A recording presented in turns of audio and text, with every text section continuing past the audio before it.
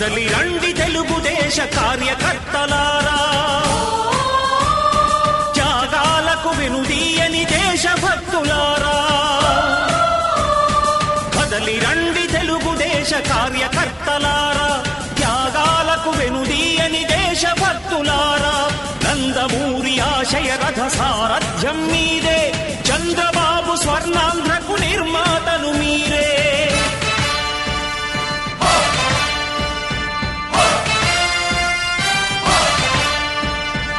కదలి రండి తెలుగుదేశ కార్యకర్తలారా, త్యాగాలకు వెనుదీయని దేశభక్తులారా.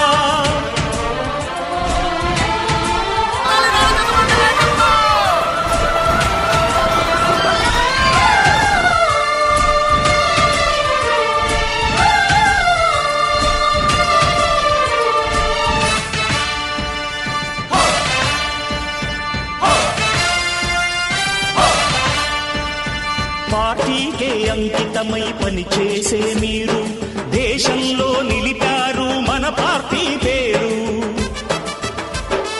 మారుమూల గ్రామమైన మహానగరమైన బాధ్యతతో క్రమశిక్షణతో మెలిగారు. ఆశయాలు పండించే జీవనదులు మీ సేవలు, మీరే మన రాష్ట్ర ప్రగతి సౌధానికి పునాదులు. అణుశక్తికి కోటి రెట్లు మీ శ్రమ శక్తి, ప్రజలకు చేకూర్చనుంది సుఖము శాంతి. నందమూరి ఆశయ రథ సారథ్యం మీదే, చంద్రబాబు స్వర్ణాంధ్రకు నిర్మాతలు మీరే. పగలురే ఈ పార్టీకై కృషి చేసి మీరు ఎన్నెన్నో విజయాలను సాధించారు. ఎండనక వాననక క్షణం విశ్రమించక గుండెను జెండాను చేసి ఎగరేశారు. మీ అందరి సహకారం మరువలేనిదేనాడు, మీ ఐకమత్య బలం సాటిలేనిదీనాడు. సింహాలై చూపాలిక ఆంధ్ర పౌరుషం, ఎన్నికలో నిలపాలి జాతి గౌరవం. నందమూరి ఆశయ రథ సారథ్యం మీదే, చంద్రబాబు స్వర్ణాంధ్రకు నిర్మాతలు మీరే.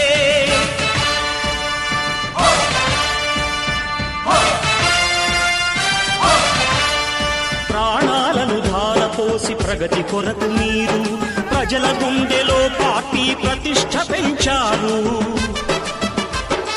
ఏ పదవి ఆశించక విభేదాలు లేక ఆస్తులు కోల్పోయినా అండగా నిలిచారు.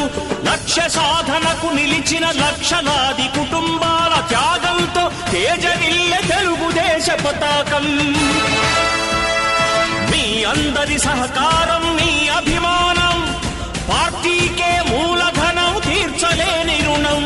నందమూరి ఆశయ రథ సారథ్యం మీదే, చంద్రబాబు స్వర్ణాంధ్రకు నిర్మాతలు మీరే.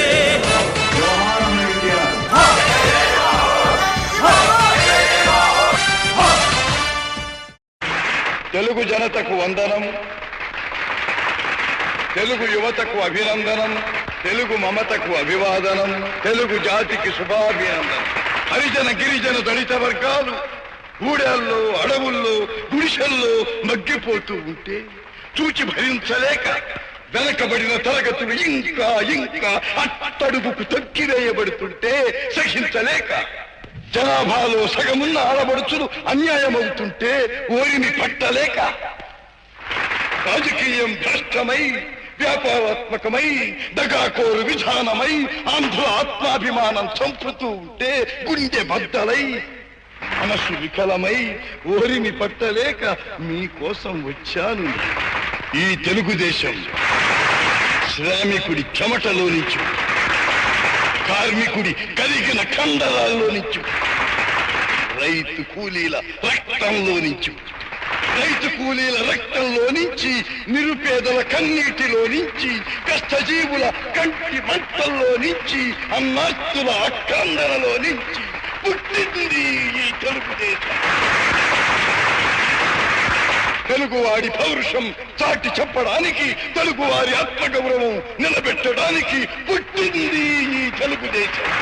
ఆశీర్వాదం, మంగళాక్షి. తెలుగు జనతకు వందనం.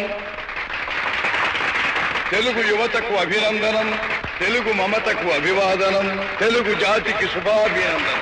హరిజన గిరిజన దళిత వర్గాలు గూడెల్లో, అడవుల్లో, గుడిసెల్లో మగ్గిపోతూ ఉంటే చూచి భరించలేక వెనకబడిన తరగతులు ఇంకా ఇంకా అట్టడుగుకు తొక్కివేయబడుతుంటే సహించలేక జనాభాలో సగమున్న ఆడబడుచులు అన్యాయమవుతుంటే ఓరిని పట్టలేక రాజకీయం భ్రష్టమై, వ్యాపారాత్మకమై, దగాకోరు విధానమై ఆంధ్ర ఆత్మాభిమానం చంపుతూ ఉంటే గుండె బద్దలై మనసు వికలమై ఓరిని పట్టలేక మీకోసం వచ్చాను.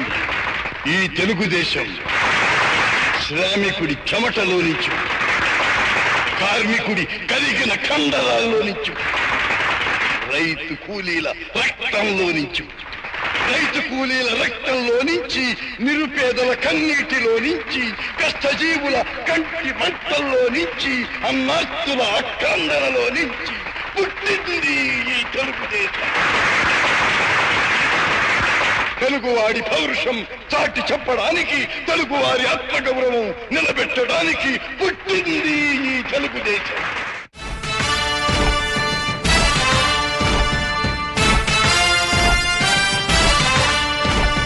కదలి రండి తెలుగుదేశ కార్యకర్తలారా,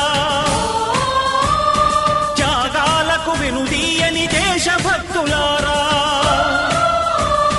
కదలి రండి తెలుగుదేశ కార్యకర్తలారా, త్యాగాలకు వెనుదీయని దేశభక్తులారా. 40 వసంతాల తెలుగుదేశం పార్టీ ఆవిర్భావ దినోత్సవ వేడుకలకి ఈరోజు పని దినమైనా కూడా అన్ని ప్రాంతాల నుండి 5 గంటలకే కార్ ర్యాలీలో పాల్గొని కార్యక్రమంలో ఈరోజు గాలి కూడా చాలా అనుకూలంగా, మళ్ళీ ఎప్పుడెప్పుడు జెండా రెపరెపలాడుతుందా అమరావతిలో ఈ పసుపు జెండా అనే విధంగా గాలి కూడా సహకరించింది. అలాంటి ర్యాలీలో పాల్గొని కార్యక్రమాన్ని విజయవంతం చేస్తూ వేదిక దాకా వచ్చినటువంటి సోదరులందరికీ, అలాగే తెలుగింటి ఆడపడుచులకి అందరికీ మనం ఒకసారి చప్పట్ల ద్వారా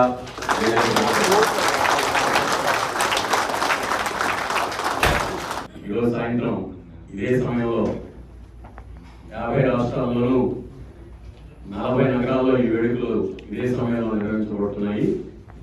ఈ వేడుకల్లో పాల్గొనడానికి మన పార్టీ ప్రతినిధులు అనేక ప్రాంతాల్లో, అరవిలి రాధాకృష్ణ గారు నిన్న ఇక్కడ ఉన్నారు, షార్లట్ వెళ్ళారు. బీదా రవిచంద్ర గారు ఇంకో చోట పార్టీ ప్రతినిధిగా అతిథిగా పాల్గొంటున్నారు. ఈరోజు మనకి ఇక్కడ ముళ్ళపూడి బాపిరాజు గారు, అలాగే కొమారెడ్డి పట్టాభి గారు, సత్యవాసన్ రెడ్డి గారు, వీళ్ళు ముగ్గురు మనకి అంటే డాలస్ ఎప్పుడూ తెలుగుదేశం పార్టీ రాజధాని కాబట్టి మనకి ముగ్గురు అతిథులు ఈరోజు ఉన్నారు ఇక్కడ. పార్టీ ఆవిర్భావం సందర్భంగా అందరం పార్టీ సృష్టికర్త, బడుగుల కోసం, బలహీనుల కోసం, పేదవాడికి అన్నం పెట్టడం కోసం 40 సంవత్సరాల పాటు కాదు 100 సంవత్సరాలకు పైబడి నిలిచే విధంగా ఈ జెండాని, పార్టీని మలచిన యుగ పురుషుడు, మహానుభావుడు అన్న నందమూరి తారక రామారావు గారిని ఒక 30 సెకండ్ల పాటు మౌనంగా లేచి నిలబడి స్మరించుకున్నాం.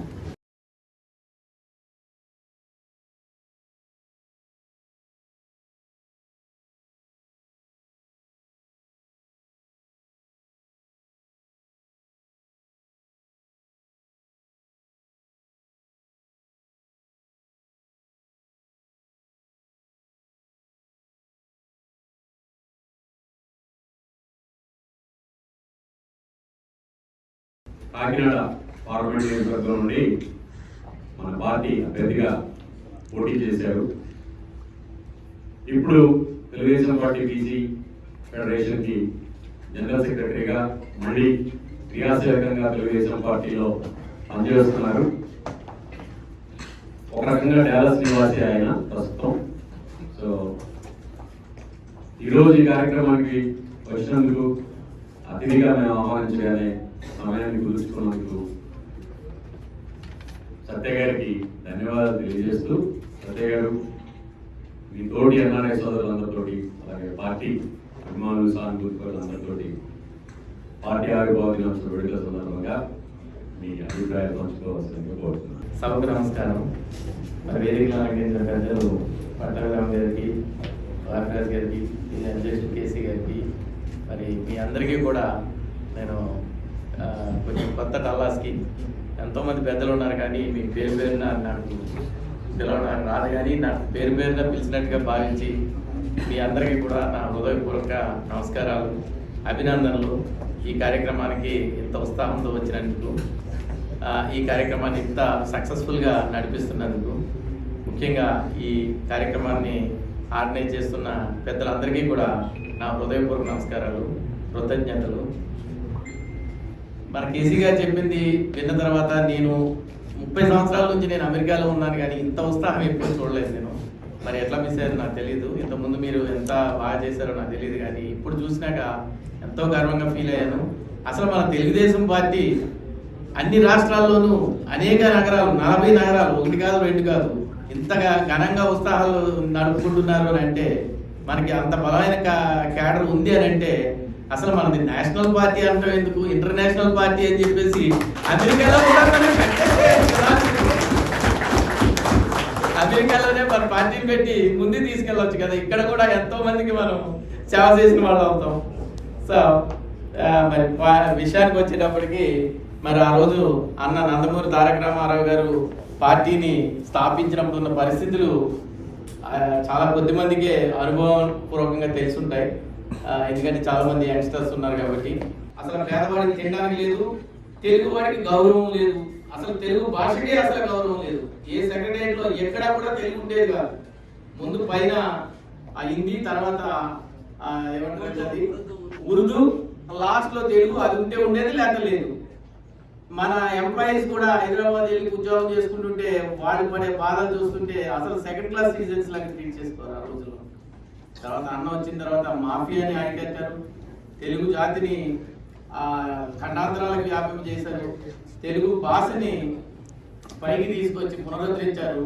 బడుగు బలహీన వర్గాలకి, ముఖ్యంగా బీసీలకి ఎప్పుడూ లేనిది పొలిటికల్ గా రిజర్వేషన్ కల్పించిన తర్వాతే వాళ్ళు కూడా చదువుకున్న వాళ్ళు, కాస్త తెలివైన వాళ్ళందరూ కూడా నేను కూడా నాయకత్వం వహించగలను, నేను నాయకుడిని ఎదగలను అని చెప్పేసి కొన్ని లక్షల మంది నాయకులు తయారవడానికి కారణం ఈ తెలుగుదేశం పార్టీ, ఆయన పెట్టినటువంటి విధానాలే. మరి ఆ తర్వాత నేను ఎక్కువ సమయం తీసుకోకూడదు, మీకు అన్ని విషయాలు తెలిసిందే. ఇప్పుడు చంద్రబాబు నాయుడు గారు పాలన గురించి లేకపోతే ఆయన గొప్పదనం గురించి చెప్పాల్సిన అవసరం లేదు. ఎందుకంటే జగన్ పాలన చూస్తే మీకు అర్థమవుతుంది బాబు గారు ఎంత ధర్మపాలన చేసేవాడు అనేది. మీరు చేస్తున్న అరాచక పాలన చూస్తుంటే మన బాబు గారు ఉన్నప్పుడు ఎంత బాగుండేదిరా అని ప్రతి ఒక్కరు మాట్లాడటమే. ఇప్పుడు మరి అప్పుడు ఏమైపోయారు అంటే ఒక్కొక్కసారి ఏదో తిరగా ఏదో అయినట్టుగా అది మరి ఆ టైంలో మరి ఎలా జరిగిందో. ఏదేమైనా తెలుగుదేశం సముద్రపు కెరటం లాంటిది, పైకి ఎగుస్తుంది, పడినా మళ్ళీ లెగుస్తుంది, ఉప్పెనలా లెగుస్తుంది, మళ్ళీ పడినా మళ్ళీ లెగుస్తుంది, ఎప్పుడూ కూడా శాశ్వతంగానే ఉంటుంది. మరి అలాంటి తెలుగుదేశం పార్టీని మనం ముందుకు తీసుకెళ్తూ, మరి జగన్ పాలన ఎప్పుడు అంతమొందించాలా అనే విషయానికి వస్తే నేను ఎక్కువగా చెప్పట్లేదు. ఒక చిన్న విషయం, నిన్న మొన్న జరిగిన విషయమే ఒకటి గుర్తు చేస్తాను మీకు. కాకి నివేదికలో 1,10,000 కోట్లు గత సంవత్సరం ఖర్చు పెడితే అందులో 48,000 కోట్లు స్పైసీలకు అకౌంట్స్ లేవు. వాళ్ళు పెద్ద రిపోర్ట్ రాసి పంపించారు. అన్కాన్స్టిట్యూషనల్ గా, కాన్స్టిట్యూషన్ వ్యతిరేకంగా స్పెషల్ బిల్స్ పెట్టి పాస్ చేయించుకుని డబ్బులు డ్రా చేసేసి అకౌంట్స్ చెప్పకుండా అస్తవ్యస్తంగా ఆ దొంగ దోసుకుంటున్నాడు. సంపదని దోసుకోవడమే తప్ప క్రియేట్ చేయడం తెలియదు. సంపదను క్రియేట్ చేయాలంటే బాబు గారికే తెలుసు, ఆయనే రావాలి. ఆయన వస్తేనే మళ్ళీ ఈ రాష్ట్రానికి అభివృద్ధి అనేది ఉంటుంది. మన చదువుకున్న వారికి, భావి తరాలకి కూడా ఒక గర్వంగా చెప్పుకోవడానికి కానీ, ఒక మంచి జరగడానికి కానీ ఈ తెలుగుదేశంతోనే సాధ్యం. బాబు గారి నాయకత్వంలోనే. అదే విధంగా యువ నాయకుడు మన లోకేష్ గారితో కూడా నేను కలిసి పనిచేస్తున్నాను. ఆయన మొదట్లో ఎట్లున్నారో తెలియదు కానీ ఇప్పుడు చాలా విషయాలు బాగా నేర్చుకున్నాడు. చాలా పౌరుషంగా, ఫెరోసియస్ గా, చాలా ధైర్యంగా పోరాటి ముందుకు తీసుకెళ్తున్నాడు. ఖచ్చితంగా ఈ పార్టీని అధికారంలో తీసుకొచ్చి ముందు తరాలకి ఈ పార్టీ సేవలను అందించగలదని చెప్పేసి నేను ప్రగాఢంగా నమ్ముతూ మీ యొక్క ఉత్సాహానికి మరొకసారి జోహార్ చెప్పుకుంటూ నేను ముగిస్తున్నాను. ఈ అవకాశం ఇచ్చిన కేసీ గారికి మరొకసారి ధన్యవాదాలు.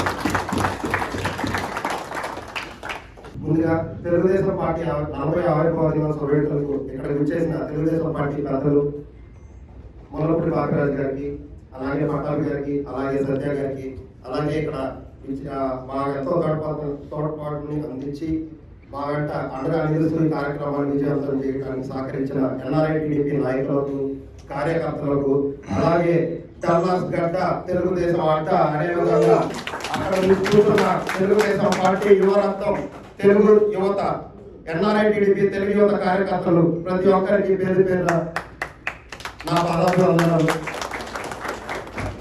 1982 మార్చి 29న బడుగు బలహీన వర్గాల కోసం తెలుగు వాడి ఆత్మగౌరవాన్ని ఢిల్లీ పెద్దల దగ్గర తాకట్టు పెట్టిన కాంగ్రెస్ నాయకులకు వ్యతిరేకంగా గలం విప్పిన ఒక కొదమ సింహం అన్న నందమూరి తారక రామారావు గారిచే స్థాపించబడ్డ తెలుగుదేశం పార్టీ ఈ రోజు 40 సంవత్సరాలు పూర్తి చేసుకొని మరింత దూకుడుతో ముందుకెళ్ళడం ఎంతో ఆనందకరం.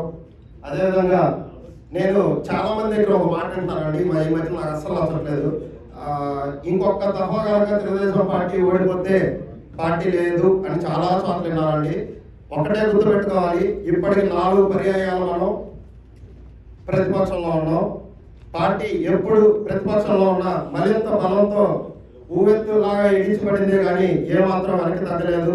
ఎందుకంటే ఆ రోజు అన్న నందమూరి తారక రామారావు గారు అంత బలంగా పునాదులు వేశారు. ఆ పునాదులే మొన్న 2019లో ఎంతో ఎదురుగా వేసి మనకి కేవలం 23 సీట్లు మాత్రమే వచ్చినప్పటికీ కేవలం 2.5 సంవత్సరాల్లో ఆ ఎదురుగాలిని వాయుగుండంగా మార్చిన తెలుగుదేశం కార్యకర్తలు ఉన్నారు తెలుగుదేశం పార్టీకి. రేపు 2024లో ఆ వాయుగుండమే పెను తుఫానుగా మారి అరాచక పాలన కొనసాగిస్తున్న జగన్మోహన్ రెడ్డి ప్రభుత్వాన్ని కుప్పకొలసానికి సర్వం సిద్ధంగా ఉంది. అదేవిధంగా ఎన్నో దాడులు చేస్తున్నారు. మా సోదరుడు దిలీప్ ఏ విషయం అయితే చెప్పాడో ప్రతి ఒక్కరికి ఒకటే చెప్తున్నా, మా ఇంటి నుంచి మీ ఇల్లు అంత దూరం, మీ ఇంటి నుంచి మా ఇల్లు కూడా అంతే దూరం. రేపటి రోజు తెలుగు మా తలుపు తట్టిన రోజు మేము మీ గడప తడతాం. ఆ అవుట్పుట్ తట్టుకోలేరు, ఒకటే చెప్తున్నాను. మళ్ళీ అదేవిధంగా మనం ముఖ్యంగా ఈ సందర్భంగా ఒకటి తెలియజేసుకుంటానండి, ఎన్నో దాడులను ఎదుర్కొని పట్టాభి గారు ఎంతో ధైర్యంగా పోరాడుతున్నారు. దానికి ఒకటే కారణం అండి, అక్కడ కూర్చున్న వాళ్ళ కుటుంబ సభ్యులు ఇచ్చిన ధైర్యం అండి. అది వాళ్ళ అమ్మగారు కానీ మరీ ముఖ్యంగా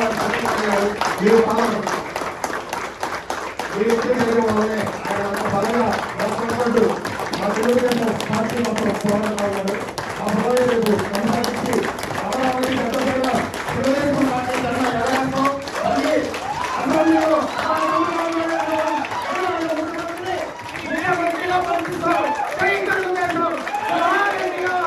తెలుగుదేశం పార్టీ పెట్టి ఈ రోజుకి 40 ఏళ్ళు అయిందండి. సో ఈ 40 ఏళ్ళుగా మనం ఎన్నో ఆటుపోట్లు ఎదుర్కొన్నాం, గెలిచాం, ఓడిపోయాం. రామారావు గారు కూడా 89లో ఓడిపోయారు. ఆ తర్వాత మనం ఆల్మోస్ట్ 10 ఏళ్ళ అధికారం కోల్పోయాం, మళ్ళీ ఇప్పుడు కోల్పోయాం. సో ఎన్నిసార్లు అధికారం కోల్పోయినా కానీ తెలుగుదేశం పార్టీ వెంటే ఎంతోమంది కార్యకర్తలు ఉండి ఆ జెండాను మోసి ఈ రోజున పార్టీ మనం 40 ఏళ్ళు ఒక పార్టీ ఇలా నడుస్తుందంటే దానికి కారణమే కార్యకర్తలు అండి. సో ఆ కార్యకర్తలే ఇవాళ ఎంతమంది అమెరికాలో ఈ ర్యాలీ ఇలా సక్సెస్ అవ్వడానికి కానీ దేనికైనా కానీ కారణం. సో ఇప్పుడు మనం వచ్చేటప్పుడు కూడా చూస్తే ఎంతో మంది అవాక్ అయ్యి చూస్తున్నారు అన్నమాట మన ఇంకా. అదంతా కేవలం రామారావు గారు ఏ ముహూర్తాన్ని ఈ పార్టీ పెట్టారో ఆ రక్తమే మనలో ఇలా ప్రవహిస్తుందండి. ఆయన వెళ్ళిపోయినా కానీ ఆయన మనకిచ్చిన ఆస్తి తెలుగుదేశం పార్టీ. దీన్ని జాగ్రత్తగా కాపాడుకోవాల్సిన బాధ్యత తెలుగుదేశం కార్యకర్తలుగా మనందరం భుజాల మీద ఉందండి.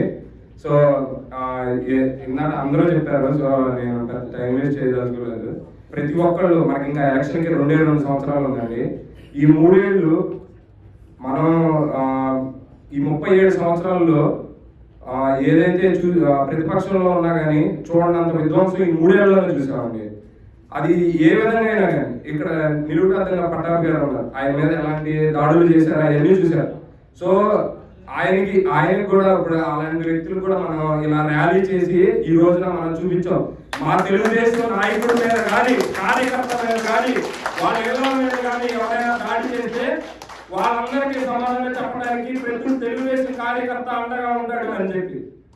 సో అది జగన్ రెడ్డి అయినా కానీ, ఆ చెంచాలైనా కానీ, తాడేపల్లి ప్యాలెస్ చెంచాగాళ్ళు అయినా కానీ, ఆ భోష్నిక గాళ్ళు అయినా కానీ, ఎవరైనా కానీ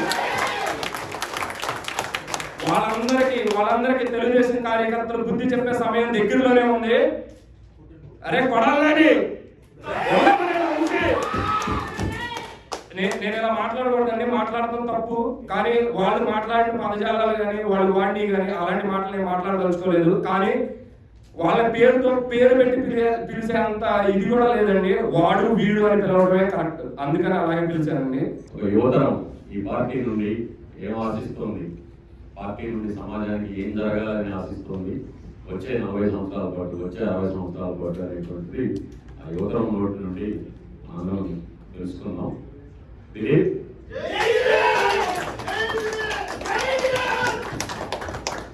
దిలీప్ని మాట్లాడవలసిందిగా ఆహ్వానిస్తున్నాను.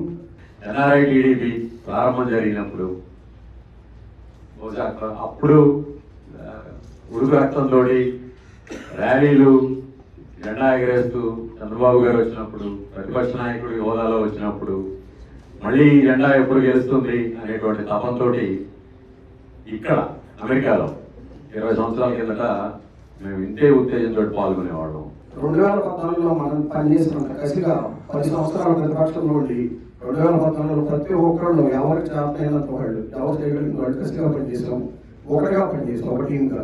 కానీ 2019లో మనమో చేయలేదు, ఒకరు గారు చేయలేదు, ఒకరికి అనేక విషయాలు ప్రభుత్వం ఉండటం వల్ల సో దానివల్ల మనం చాలా మిస్ అయ్యాం. ఏం జరుగుతుందో గ్రౌండ్ రియాలిటీలో అర్థం కాలేదు.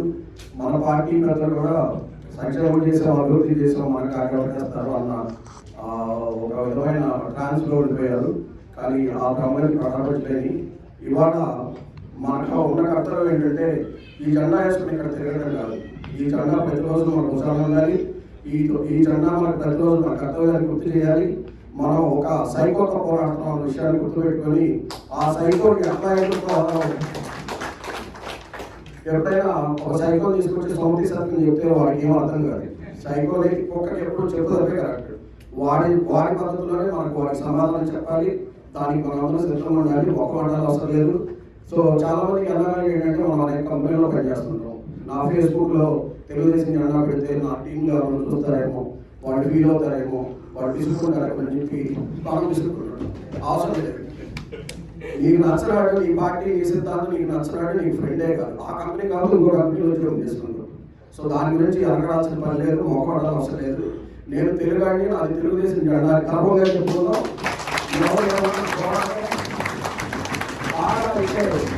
పాట అయితే నాన్న వస్తున్నారు కాబట్టి పరిపాలన చచ్చిపోతాం, అంతే, అంతమించి లేదు. కానీ శవం మీద ఇది కప్పుకొని చచ్చిపోతాం. గోదావరి లోతు కూడా అందదు.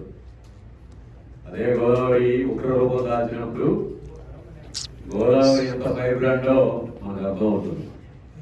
గోదావరికి ఉన్నటువంటి ప్రత్యేకత అలాంటి గోదావరి బిడ్డ పశ్చిమ గోదావరి జిల్లాకి చిన్న వయసులోనే. పశ్చిమ గోదావరి జిల్లా రాజకీయ అఖిల మహారాజులకి నిలవైనటువంటిది. 2 గోదావరి జిల్లాల్లోనూ పశ్చిమ గోదావరి జిల్లా చాలా ప్రాముఖ్యత కలిగినటువంటిది. ఎందుకంటే ఒక ఊరిలోనే 3 నుండి 65 మంది అధిరోధులు, ఇంకొక 5 మంది మహారాజులు ఉంటారు ఒక చిన్న ఊరిలోనే. రాజకీయంగా అంత చైతన్యవంతమైనటువంటి జిల్లా పశ్చిమ గోదావరి. ఆ పశ్చిమ గోదావరి జిల్లాకి అతి చిన్న వయసులోనే జిల్లా పరిషత్ చైర్మన్గా పదవీ బాధ్యతలు నిర్వర్తించడం అనేటువంటిది చాలా గొప్ప విషయం. దాంతో పాటు అధినేతకి చాలా నమ్మకస్తుడిగా, అధినేత తోటి ఏ విషయాన్నైనా నిర్భయంగా పంచుకోగలిగినటువంటి వ్యక్తిగా మాకందరికీ గత 10 సంవత్సరాల నుండి డాలస్లోనే కాకుండా అమరావతిలో కూడా మాకందరికీ సుపరిచితులైనటువంటి ఫైర్ బ్రాండ్ సోదరుడు ముళ్ళపూడి బాపిరాజు గారిని సభకి ఇందాక నిఖిల్ ఇచ్చినటువంటి ఆ ఉడుకుదనాన్ని ఇక్కడ తన అనుభవంతో క్షేత్రం స్థాయిలో ఉన్నటువంటి పరిస్థితుల్లో తనకు ఉన్నటువంటి అనుభవంతో అలాగే మనందరితోటి ఉన్నటువంటి స్నేహబంధంతో ఈ రెండు దృక్కోణాల నుంచి చూసి మాట్లాడగలిగినటువంటి సమర్థుడు ఫైర్ బ్రాండ్ వ్యక్తి బాబిరాజు గారిని మాట్లాడవలసిందిగా కోరుతున్నాను. తెలుగుదేశం పార్టీ 40వ ఆవిర్భావ దినోత్సవాన్ని అంగరంగ వైభవంగా అమెరికాలో 40 సిటీస్లో చేస్తున్నప్పటికీ కూడా పెద్ద ర్యాలీని పెట్టి అమెరికాలోనే కాదు భారతదేశ వెలుపల ఏ దేశంలో ఏ రాష్ట్రంలో ఏ సిటీలోనూ చేయని విధంగా గొప్ప ర్యాలీని ఆర్గనైజ్ చేసి ఇంత మంచి మీటింగ్ని కండక్ట్ చేసి ఈ పవిత్ర తెలుగుదేశం పార్టీ కార్యక్రమంలో మమ్మల్ని భాగస్వాములు చేసిన మీ అందరికీ పేరు పేరున మనస్ఫూర్తిగా హృదయపూర్వక నమస్కారం తెలియజేస్తాను. ఈ కార్యక్రమానికి సభాధ్యక్షుడు నాకు మిత్రుడు కేసీ గారు, ముఖ్య అతిథి రాష్ట్రంలో తెలుగుదేశం పార్టీకి ఒక మంచి ఊపుని ఉత్సాహాన్ని, అంటే ఆయన ఇబ్బందులు పడ్డారు, ఇల్లు పగలగొట్టించుకున్నాడు, జైల్లో పడ్డాడు, కానీ తెలుగుదేశం పార్టీని కష్టకాలంలో బతికించడానికి పడ్డ ఇబ్బందిని కూడా మనందరం కూడా గుర్తించి ఇవాళ ఆ ఇబ్బంది డాలర్స్ వచ్చిన తర్వాత పట్టాభి గారు ఊపిలో మర్చిపోయాడు. మా మోటార్ సైకిల్ మీద రోడ్డు కొట్టాలనే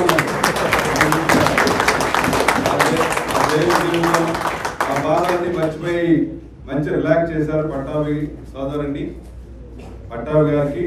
అదేవిధంగా బీసీ సోదరులు తెలుగుదేశం పార్టీకి గడిచిన 15 సంవత్సరాలుగా సర్వీస్ చేస్తూ నేను 2009లో అసెంబ్లీకి తాడేపల్లిగూడ కంటెస్ట్ చేసినప్పుడు కాకినాడ పార్లమెంట్ పార్టీ కష్టకాలంలో ఎన్ఆర్ఐ సోదరుడిగా ఉంటూ అక్కడికి వచ్చి కంటెస్ట్ చేసి ఇప్పటికి కూడా తెలుగుదేశం పార్టీ కష్టంలో ఉన్నప్పుడు అంటి పెట్టుకున్నటువంటి వాసంశెట్టి సత్య గారు, అదేవిధంగా ఈ కార్యక్రమాన్ని అంత ఘనంగా చేసి మమ్మల్ని ఆహ్వానించిన సోదరుడు సుధీర్ చింతమనేని గారు,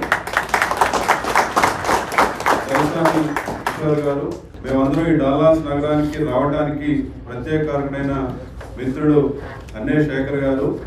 మేము ఈ నగరానికి వచ్చినప్పుడు నా నియోజకవర్గం గోపాలపురం రిజర్వ్డ్ కాన్స్టిట్యున్సీ, మా నియోజకవర్గంలో నాతో పాటు ఉన్నటువంటి ఇక్కడ డాక్టర్గా మనందరికీ మంచి హోస్టు మా సుబ్రాయ్ చౌదరి గారికి, ఇంకా గారు, మరీ ముఖ్యంగా ఈ కార్యక్రమాన్ని ఇద్దరు యువకులు వాళ్ళ బుధ స్కంధాల మీద వేసుకుని మొబైలైజ్ చేసి ఈ కార్యక్రమాన్ని ఇంత ఘనంగా చేయడానికి కారకులైనటువంటి నిఖిల్కి, దిలీప్కి మీ అందరి కర్తాలతో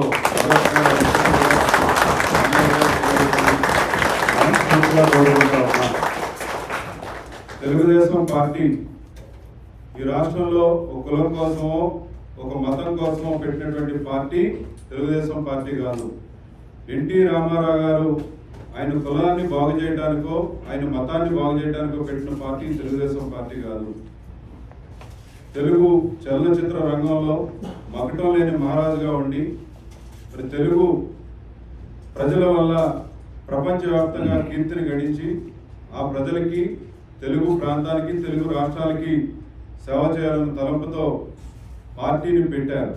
పార్టీ పెట్టినప్పుడు అప్పటి వరకు తెలుగుదేశం పార్టీ రాకమునకు రాజకీయాల్ని కొన్ని కులాల్లో కొంతమంది డబ్బులున్న వాళ్ళు, జమీందారీ వ్యవస్థలు ఉన్న వాళ్ళు, తెలంగాణలో అయితే పటేల్ పత్వారీ వ్యవస్థలో నలిగిపోతున్న రోజుల్లో బలహీన వర్గాల సోదరులకి ఆరాధ్య దైవంగా బీసీ సోదరుల్లో డిగ్రీలు చదివి మరి ఏ విధమైనటువంటి ఫ్యామిలీ బ్యాక్గ్రౌండ్స్ని లేని వాళ్ళని ఎస్సీల్లో, అదేవిధంగా ఓసీల్లో రైతు కుటుంబాల నుంచి చదువుకున్న యువకుల్ని రాజకీయాల్లో తీసుకొచ్చి రాష్ట్ర రాజకీయాల్లో కొత్త వరవడిని సృష్టించినటువంటి మహానుభావుడు అన్న నందమూరి తారక రామారావు గారిని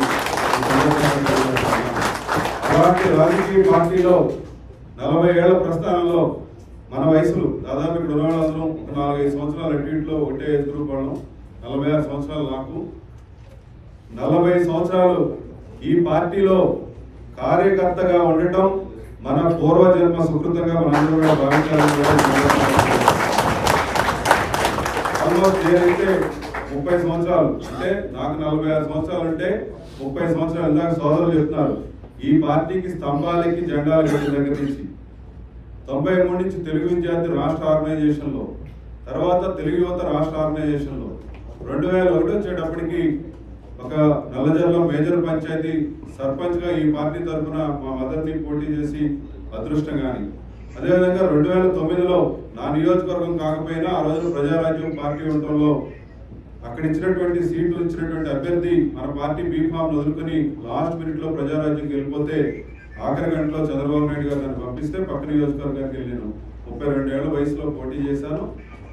అదేవిధంగా 37 సంవత్సరాల వయసులో పశ్చిమ గోదావరి జిల్లా పరిషత్కి ఒక రైతు కుటుంబం నుంచి వచ్చినటువంటి వ్యక్తిని జిల్లా పరిషత్ చైర్మన్ చేసినటువంటి పార్టీ, ఒక యువకుడిని జడ్పీ చైర్మన్ చేసినటువంటి పార్టీ ఇవాళ డాక్టర్ బాబాసాహెబ్ అంబేద్కర్ గారు ఎస్సీ కులానికి రిజర్వేషన్ పెట్టి స్థానిక సంస్థల్లో కానీ చట్టసభల్లో కానీ అధికారాన్ని ఇస్తే రాష్ట్రంలో సగభాగం ఉన్నటువంటి బీసీ సోదరుల్ని సర్పంచులుగా, ఎంపీటీసీలుగా, జిల్లా పరిషత్ చైర్మన్లుగా చేసినటువంటి ఘనత తెలుగుదేశం పార్టీకి ఎన్టీ రామారావు గారికి మాత్రమే దొరుకుతుందని చెప్పి ఈ సందర్భంగా తెలియజేస్తా ఉన్నాం.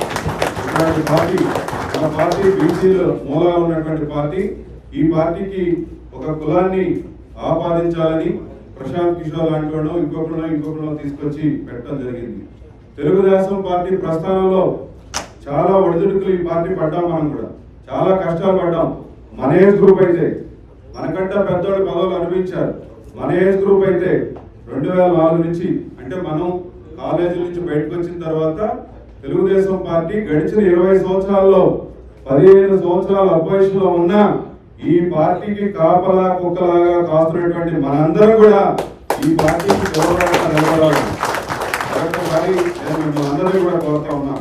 ఇవాళ ఈ డల్లాస్ నగరం వచ్చినప్పుడు నిజంగా అంటే నేను మిస్ అయ్యా, నేను దురదృష్టం.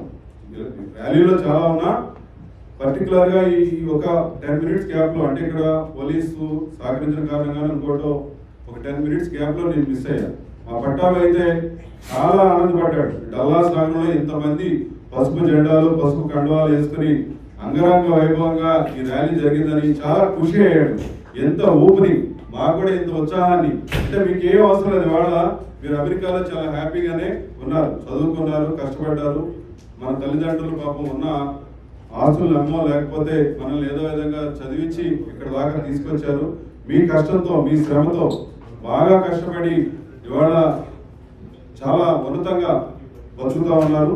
మీకు తెలుగుదేశం పార్టీ గెలిచినా పర్వాలేదు, ఓడినా పర్వాలేదు, కానీ సివిక్ బాధ్యతగా, అంటే సోషల్ రెస్పాన్సిబిలిటీ తీసుకుని మీరు మన తెలుగు రాష్ట్రాల్లో తెలుగు జాతిని కాపాడాలన్న ఏకైక లక్ష్యంతో మీరు పనిచేస్తున్నారు తప్ప మీకు ఏ విధమైనటువంటి స్వార్థం లేదని కూడా ఈ సందర్భంగా తెలియజేస్తున్నా.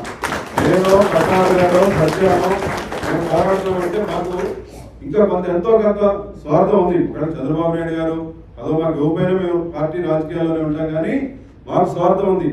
మా ఏరియాలో మేము ఏదో ఒక పదవి ఎమ్మెల్యేనో లేకపోతే ఇంకొకటో పదవి పొందాలనో ఇంకోటో కష్టపడి 10 రూపాయలు ఖర్చు పెట్టి ర్యాలీలు చేస్తూ ప్రజలకు సేవ చేస్తాం. కానీ మీరు బాబురాజుని గెలిపించాలనో చంద్రబాబుని గెలిపించాలనో మన పార్టీని గెలిపించాలన్న స్వార్థం తప్ప మేము పదవులు పొందాలనో ఎమ్మెల్యేలో ఎంపీలు అవ్వాలన్న స్వార్థం అంటే నిస్వార్థంగా తెలుగుదేశం పార్టీ కోసం కష్టపడుతున్న మీ అందరికీ కూడా రెండు చేతులు జోడించిన హృదయపూర్వక నమస్కారాలు తెలియజేస్తాను. మీకు ఏ విధమైనటువంటి పాపం లేదు. మీకు ఎంతసేపు కూడా ఈ పార్టీని గెలిపించాలనే ఉంది. ఖచ్చితంగా మనందరి కోరిక నెరవేరుద్ది. నేను జిల్లా పరిషత్ చైర్మన్ గా అమెరికా చాలా సందర్భాల్లో వచ్చాను. చంద్రబాబు నాయుడు గారు ఆలోచన, మన ఆలోచన ఒకటే. రాష్ట్రం విడిపోయింది కాబట్టి రాష్ట్రంలో పోలవరం, అమరావతి ఒకటి రైతులకి, ఒకటి రాష్ట్రానికి అందించాలని 24 గంటల్లో 18 గంటలు ఆయన కష్టపడ్డాడు, మేము కష్టపడ్డాం. ఇవాళ రాజకీయ నాయకులందరూ ఏదో మాటలు చెప్పచ్చు, కానీ నేను హానెస్ట్ గా చెప్తున్నా, ఈ ప్రాంతంలో కూడా వచ్చి డిజిటల్ క్లాస్ రూమ్స్ కోసమో, స్కూల్ బెంచ్ల కోసమో, శ్మశానాల కోసమో మీ దగ్గర జోలు పట్టి తిరిగినప్పుడు మీరందరూ కూడా మన గ్రామాలు, మన ఊళ్ళో బాగుపడాలని మీరు కూడా సహకరించారు. మేము కూడా గవర్నమెంట్ నుంచి ఫండింగ్ సెంట్రల్ గవర్నమెంట్ నుంచి తీసుకొచ్చి చాలా పద్ధతిగా బాధ్యతగా పనిచేసాం.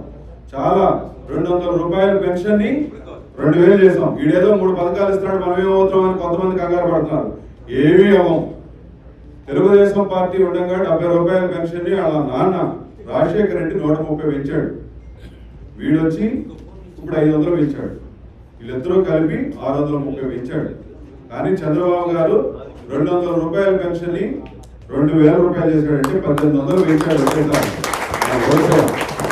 అన్నా క్యాంటీన్లు పెట్టి భోజనం పెట్టాం.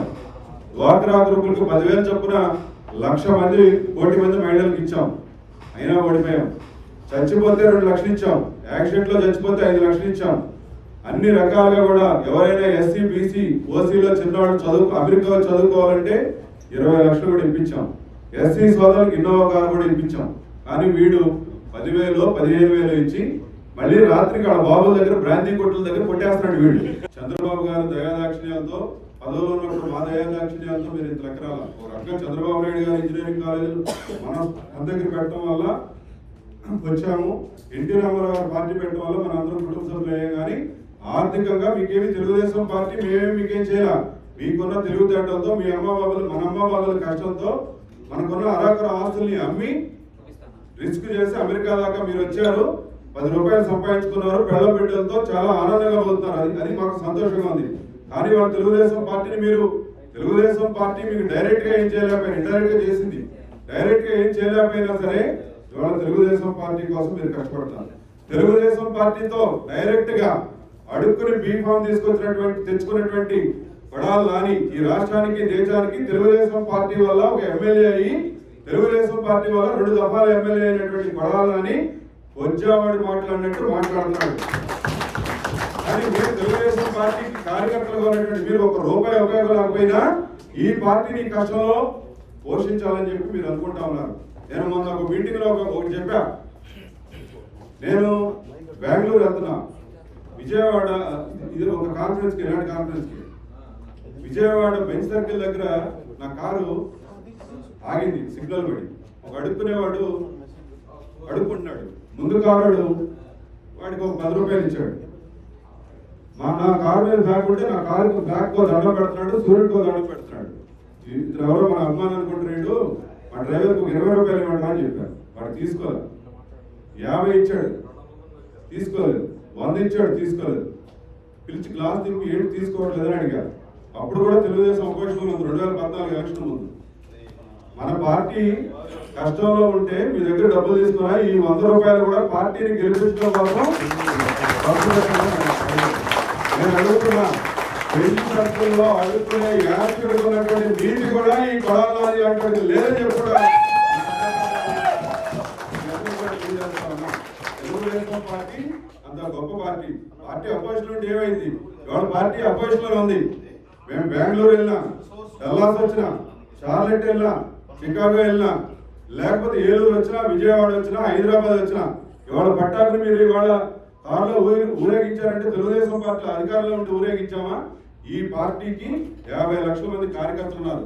కులాలు, గోత్రాలు, మతాలతో సంబంధం లేకుండా మనందరినీ ఒక దగ్గర కలిపినటువంటి పార్టీ తెలుగుదేశం పార్టీ. జెండా ఈ పసుపు జెండా అని చెప్పి కూడా ఈ సందర్భంగా తెలియజేస్తాను. తెలుగు జాతి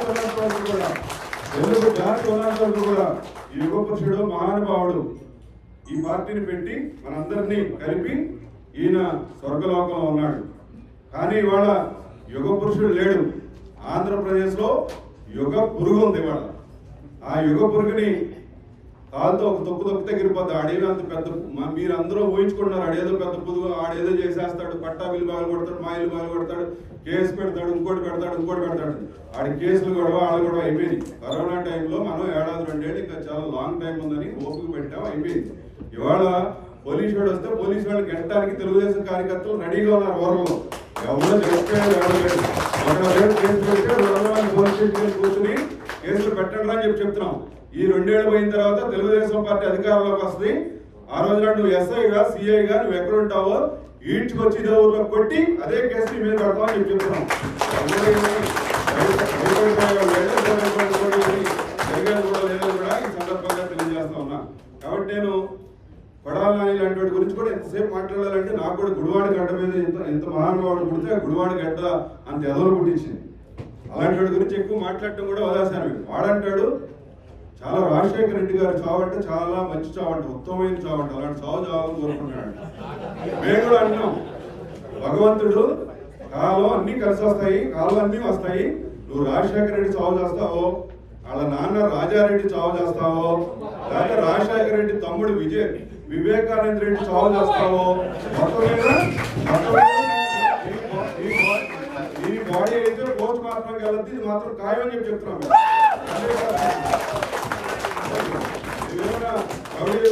చంద్రబాబు నాయుడు గారు మాకు ఎన్నికల్లో గెలవాల్సిన దాకా అక్కర్లా.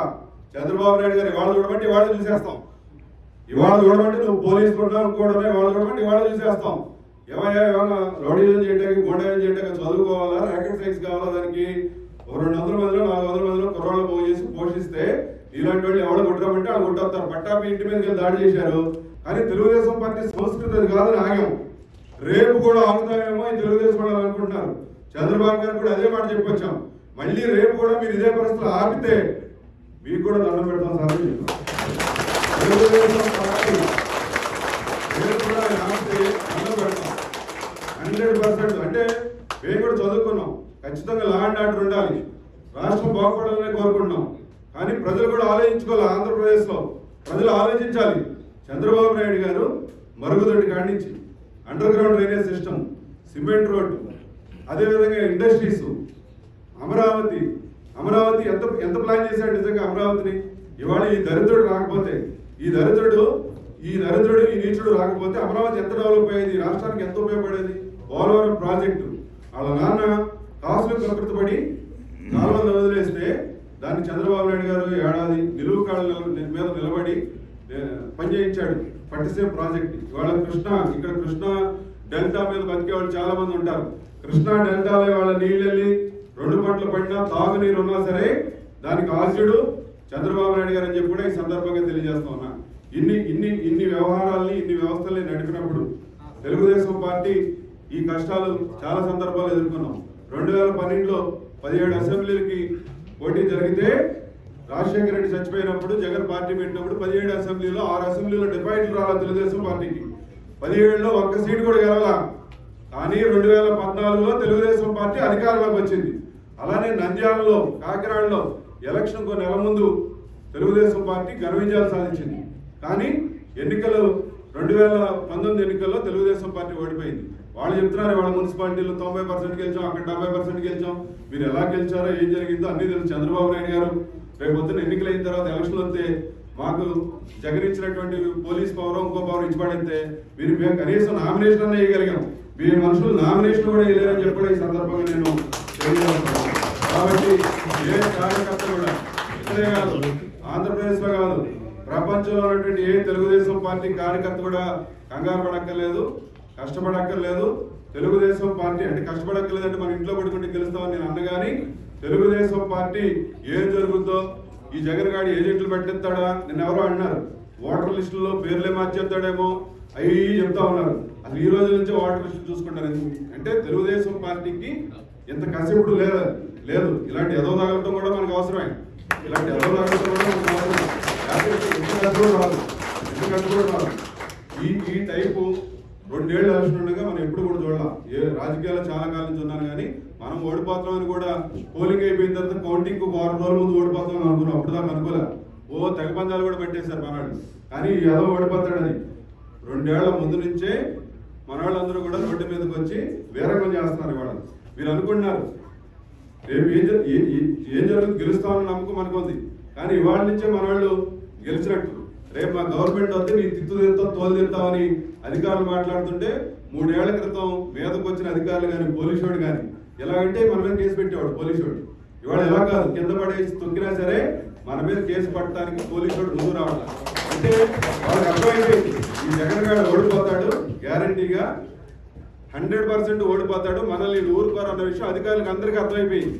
వాళ్ళకి గ్యారంటీగా తెలుగుదేశం పార్టీ వస్తుందన్న సిమ్టమ్స్ వాళ్ళు కనిపెట్టారు. మాకు కూడా వచ్చి. కానీ ఓవర్ కాన్ఫిడెన్స్ పనికిరాదు. 100% వాడికి ఉన్నది డబ్బు ఉందన్న ధీమాతో ఉన్నాడు. మేము కూడా ఒక ధీమాతో ఉన్నాం. ఒకవేళ మా డబ్బులు మా ఎనర్జీ సరిపోతే జోలి పట్టైనా సరే ఈ దరిద్రుడిని రాష్ట్ర సరిహద్దులు దాటి తెలుగుదేశం పార్టీ గెలుపు పార్టీకి రాష్ట్రానికి కూడా చారిత్రాత్మక అవసరం కాబట్టి దయచేసి మీరందరూ కూడా తెలుగుదేశం పార్టీకి మీరు ఏ విధంగా సేవ చేయగలిగితే సోషల్ మీడియాలో కానీ అక్కడికి వచ్చి మీ నియోజకవర్గాల్లో కానీ ఆర్థిక పరంగా కానీ ఏ విధంగా మీరు మీ కాన్స్టిట్యూన్సీలో ఏ విధంగా సేవ చేయగలిగినా చేయాలని చెప్పి కూడా మనస్ఫూర్తిగా నేను మిమ్మల్ని అందరినీ కూడా కోరుకుంటూ మరొకసారి ఈ కార్యక్రమంలో ఇంత ఘనంగా చేసి డల్లాస్ గడ్డ తెలుగుదేశం పార్టీ అడ్డాని నమస్కారాలు ధన్యవాదాలు తెలియజేస్తూ మళ్ళీ వస్తాం. ఖచ్చితంగా ఎన్నికల్లో విజయోత్సవం అయిన తర్వాత 2024లో 23లో గెలిచిన తర్వాత దీనికి 4 రెట్ల కార్లతో డల్లాస్ నగర్లో ర్యాలీ చేస్తాం. తెలుగుదేశం పార్టీ మహారాజులందరినీ కూడా తీసుకొస్తాం. 40వ సంవత్సర తెలుగుదేశం పార్టీ శుభాభినందనలు. నాకు అందరూ చెప్పినట్టు నాకు కూడా 15 ఏళ్ళ వెనక్కి వెళ్ళిపోయాను అక్కడ కూర్చొని. ఎందుకంటే ఈ డాలాస్కి తెలుగుదేశం పార్టీకి ఎంతో సంబంధం ఉంది. ఈరోజు మరొక ముఖ్యమైన వ్యక్తిని డాలాస్ వాసిని మనం గుర్తు చేసుకోవాలి. స్వర్గీయ గురువు గారు గురిపాటి నవనీత కృష్ణ గారు డాక్టర్ గారు ఆయన ఆధ్వర్యంలో ఇక్కడ ఎన్ఆర్ఐ టీడీపీ పెట్టి మొట్టమొదటిగా తెలుగుదేశం పార్టీకి ఇక్కడ ర్యాలీ చేసింది మేమే డాలాస్. అది కూడా టైగర్ ఆయన తీసుకొచ్చాం. కొడల శ్రీప్రసాద్ గారిని బ్రహ్మాండమైన ర్యాలీ చేసేవారు. ర్యాలీ మొదలైతే డాలాస్లో ఇక ఆ రోజు నుంచి ఎంతో మీ అందరిని చూస్తూ ఉంటే నిజంగానే కొన్ని రోజులు అయ్యాం. అని మిమ్మల్ని చూస్తానికి మళ్ళీ చాలా సంతోషంగా ఉంది, చాలా ఉత్సాహంగా ఉంది. ఎందుకంటే కొత్త జనరేషన్ వచ్చింది. పార్టీ కార్యకర్తల పార్టీ. ఆ రోజు స్వర్గీయ అన్నగారు ఈ పార్టీని స్థాపించడానికి చాలా కారణాలు ఉన్నాయి. ముఖ్యమైనది తెలుగువారి ఆత్మగౌరవం. ఇవాళ ఒక రకంగా మనం ఆలోచించుకుంటే మళ్ళీ ఆ తెలుగువారి ఆత్మగౌరవం సెంటర్లో మీ అందరికీ తెలుసు మన పరిస్థితి. తెలుగువారిని ఎలా చూస్తున్నారు దానికి కారణం ఇప్పుడున్న ప్రభుత్వాల నేతలు. మరలా ఆ ఆత్మగౌరవ నినాదాన్ని మనం ఒకసారి గట్టిగా తీసుకుని ముందుకెళ్ళి ఈసారి ఈ ప్రోగ్రాంలో ఈ రేపు మహానాడు జరగబోతున్నాయి. అన్నగారి 100వ జయంతి కూడా జరగబోతుంది. ఇదంతా ఒకటి అయితే రేపు ఎలక్షన్లో మనం గెలిచి మరలా రికార్డులు బద్దలు కొట్టి ఆ ఆత్మగౌరవాన్ని మనం చూపించాలి. ప్రతి ఒక్కళ్ళు ఇక్కడ ఉన్న ప్రతి ఒక్కళ్ళు ఒక సైనికుడై మనం ఏ రకంగా సహాయం చేయగలిగితే ఒక్కొక్కళ్ళు ఒక రకంగా చేయొచ్చు. కొంతమంది ఎక్కడి నుంచి చేయగలరు, కొంతమంది సోషల్ మీడియాలో చేయగలరు. నవీన్ లాంటి వాళ్ళు ఇక్కడ ఉండలేరు, అక్కడికి వెళ్తారు. అది అలా ఎవరు తోచినట్లు వాళ్ళు సహాయం చేసి మనందరం గట్టిగా ఈసారి మన పార్టీని గెలిపించాలి. మన ఆత్మగౌరవాన్ని ఆ రోజు అన్నగారు ఏ రకంగా చూపించారో మళ్ళీ ఢిల్లీ వీధుల్లో తెలుగు గర్జన వినిపించాలి. తప్పకుండా మనందరం చేద్దాం. జోహార్ ఎన్టీఆర్, జై తెలుగుదేశం. తెలుగుదేశం పార్టీలో ఇప్పుడు మన జరుగుతున్న 40 వసంతాలలో ఇక్కడ డాలస్ ఎన్ఆర్ఐటీడీపీలో మేము 2007 నుంచి ఎన్ఆర్ఐటీడీపీగా ఫామ్ అయ్యి అందరం కలిసి ముందుకు తీసుకెళ్తాం. అది ఈరోజు ఇంతమంది అసలు ఇంత ఊరి ప్రయత్నాలు వస్తుంటే ఆ పాత రోజులు గుర్తొస్తున్నాయి. నేను ఎక్కువ మాట్లాడే వ్యక్తిని కాదు, సో నేను ఎక్కువ చెప్పలేను. బట్ థ్యాంక్ యూ ఎంతమంది ఇక్కడికి వచ్చి ఇచ్చేసినందుకు. ఇక్కడికి వచ్చిన పెద్దలందరికీ థ్యాంక్ యూ చెప్పాలి. ముందు నా న్యాట్స్ ఈవెంట్కి వచ్చారు, దాన్ని సక్సెస్ఫుల్గా చేశారు. అలాగే మీ ఇక్కడ కూడా మీకు మరొకసారి కృతజ్ఞతలు చెప్తున్నానండి. ఇవాళ ఎక్కడో దేశ విదేశాల్లో మీ కష్టంతో మీరు చదువుకొని పైకొచ్చి ఇవాళ పార్టీ కోసం పార్టీ ఆవిర్భావం నాడు మీరందరూ కూడా వృత్తుల్లో పనిచేసుకుంటా కూడా చక్కగా ఒక బాధ్యతని నిర్వర్తించాలి, చక్కగా ఒక బాధ్యతను మాకు గుర్తు చేయాలని ఒక చక్కటి కార్యక్రమాలు తీసుకున్నందుకు మీ అందరికీ ధన్యవాదాలు. మా సోదరుడు పట్టాభి మాకన్నా ఎక్కువ విషయాలు మీరు తెలియజేస్తారు. తప్పకుండా ఆగస్టు 4వ వారం చివరి వారం 4th వీక్ నేను అమెరికా వచ్చినప్పుడు మీ అందరినీ కూడా వ్యక్తిగతంగా కలుస్తాను. ఇవాళ నేను ప్రధానంగా తెలియజేసేది ఎన్టీ రామారావు గారు పార్టీ పెట్టినప్పుడు మేమందరం కూడా ఆ రోజు న్యూఎంఎల్ఏ క్వార్టర్స్ లో ఇంజనీరింగ్ చదువుతా ఉన్న యువకులు ఆ మహానుభావుడు పార్టీ పెట్టినప్పుడు ఆయన ఇచ్చిన స్ఫూర్తిదాయకమైన స్పీచ్ కావచ్చు, 35,000 కిలోమీటర్ల చైతన్య రథం మీద ఆయన దిగిన విధానం కావచ్చు, 9 నెలలు తిరగకుండా పార్టీలో అధికారంలో రావటం కానీ, ఇప్పుడు మన అన్న వైజాగ్ అన్న వాళ్ళంతా కూడా ఆ రోజు రామారావు క్యాబినెట్ లో ఆయన పాత్రులు గారు వీళ్ళందరూ కూడా మంత్రులుగా పనిచేశారు. ఈ 40 సంవత్సరాల్లో 20 సంవత్సరాలు పార్టీ శాసనసభ్యుడిగా, 5 సంవత్సరాలు మంత్రిగా నేను పనిచేయటం కూడా అదృష్టంగా భావిస్తున్నాను. ఇప్పుడు ఎందుకంటే రామారావు గారు పార్టీ పెట్టడమే చంచలం. ఆ రోజు మీ సిద్ధాంతం అంటే ఆయన ఒకటే చెప్పాడు, సమాజమే దేవాలయం, ప్రజలే దేవుడు, కూడు గూడు గుట్ట, 3 సిద్ధాంతాలు ఆయన చెప్పాడు. అదే కూడు ఎన్టీఆర్ క్యాంటీన్, రామారావు గారి చేతి మీద చంద్రబాబు నాయుడు గారు అన్న క్యాంటీన్, జనతా వస్త్రాలు, అదేవిధంగా ఎన్టీఆర్ వేశారు. 6,000తో రామారావు గారు ఇల్లు కట్టారు. 6,000 ఇల్లే ఇవాళ అన్ని దేశంలో అన్ని రాజకీయ పార్టీలు 3 లక్షల అపార్ట్మెంట్లు కడతా ఉన్నాయి. అంటే దేశంలో అన్న క్యాంటీన్ వచ్చినా, జనతా వస్త్రాలు ఇవ్వాలన్నా, లేకపోతే ఎన్టీఆర్ హౌసింగ్ ప్రోగ్రామ్ పెట్టాలన్నా, పేదవాడికి రామారావు గారు 35 రూపాయలు పెన్షన్ ఇచ్చారు. దాన్ని చంద్రబాబు నాయుడు గారు 2,000 తీసుకెళ్లారు. 3,000 చెప్పారు ఎన్నికల ముందు. దాన్ని కూడా జగన్మోహన్ రెడ్డి మాట తప్పి 2,500 దగ్గర ఆగిపోయాడు. అంటే ఈ విధంగా మీరు చూడండి, పెన్షన్ స్కీమ్స్ అవ్వచ్చు, హౌసింగ్ అవ్వచ్చు, లేకపోతే డెవలప్మెంట్స్ అవ్వచ్చు, ఇరిగేషన్ ప్రాజెక్ట్స్ అవ్వచ్చు, టెలికాం అవ్వచ్చు, అంద్రిని అవ్వచ్చు, గాలేరి నగర్ అవ్వచ్చు, ఆయన మొదలుపెట్టిన ప్రాజెక్టులన్నీ కూడా ఇవాళ మొత్తం నలుమూలలా చేస్తా ఉన్నాయి. ఎన్టీ రామారావు గారు ఓపెన్ యూనివర్సిటీ పెడితే ఇలా భారతదేశంతో కూడా అంబేద్కర్ పేరున ఓపెన్ యూనివర్సిటీ పెట్టడం జరిగింది. ఇంకా ఎన్నెన్నో రామారావు గారి ఘట్టాలు చెప్పాలంటే వీళ్ళ మాండలిక రాజ్యాంగ విధానమే ఈవేళ జిల్లా విభజన కానీ ఇంకో కానీ పరిపాలన వికేంద్రీకరణ అంటే ఎన్టీ రామారావు నేర్చుకోవాలా. మరి ఎన్టీ రామారావు పెట్టినటువంటి కార్యక్రమాలు చూస్తూ ఉంటే ఈవేళ ఎన్టీ రామారావు గారు 50 రూపాయలకి స్టాప్ పెడితే దాన్నే రాజశేఖర రెడ్డి ఉచిత విద్యుత్గా పేరు చెప్పుకున్నాడు. అది ఎన్టీ రామారావు 30 రూపాయలు పెన్షన్ పెడితే, చంద్రబాబు 70 రూపాయలు పెడితే దాన్నే రాజశేఖర రెడ్డి 100 రూపాయలు చేసి గొప్పగా చెప్పి ఎన్టీ రామారావు గారి ప్రోగ్రామ్ ని గొప్పగా చెప్పుకున్నాడు. అంటే ఈ దేశంలో ఈ రాష్ట్రంలో ఎవరు ఏం చెప్పుకున్నా చివరకు ఎన్టీ రామారావు గారినే ఆదర్శంగా తీసుకోవాలా. అంతే కదండి, ఒక యువకుడు, ఒక పేదవాడు, ఒక టీచరు మంత్రి అవుతాడా, రాజకీయం చేయగలుగుతాడా? ఒక పేదవాడు అసెంబ్లీలో అడుగు పెడతాడంటే మొట్టమొదటి పేదవాడిని అసెంబ్లీలో అడుగు పెట్టించిన ఘనత ఎన్టీ రామారావు గారిని. నాలాంటి వారందరూ కూడా ఆయన ఆదర్శంగా తీసుకోవాలి. ఆ మహానుభావుడిని బట్టి భిక్ష 40 ఏళ్ల రాజకీయాల్లో అనేక సార్లు ఎమ్మెల్యే అయినా, మంత్రి అయినా, ఇలా ఆంధ్రప్రదేశ్కి బండారు సత్యనారాయణమూర్తి అనే వ్యక్తిని చూపించిన మహానుభావుడు దేవుడు ఎన్టీ రామారావు గారు. పోరాడితే పోయేదేమీ లేదు, కానీ మీ వంతు యొక్క సహకారాన్ని, సహకారం అంటే ఓన్లీ మీరేదో డబ్బులు ఇస్తారు, ఆ డబ్బుల ద్వారా రాజకీయాలు చేద్దామనేటువంటి దురాశ కాదు.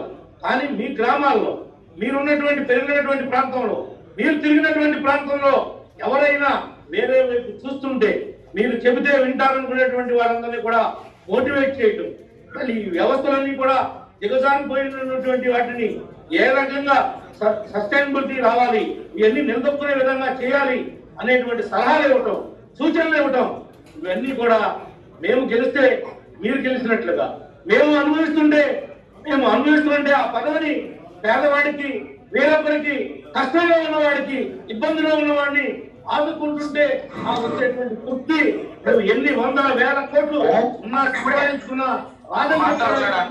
తెలియజేస్తాం.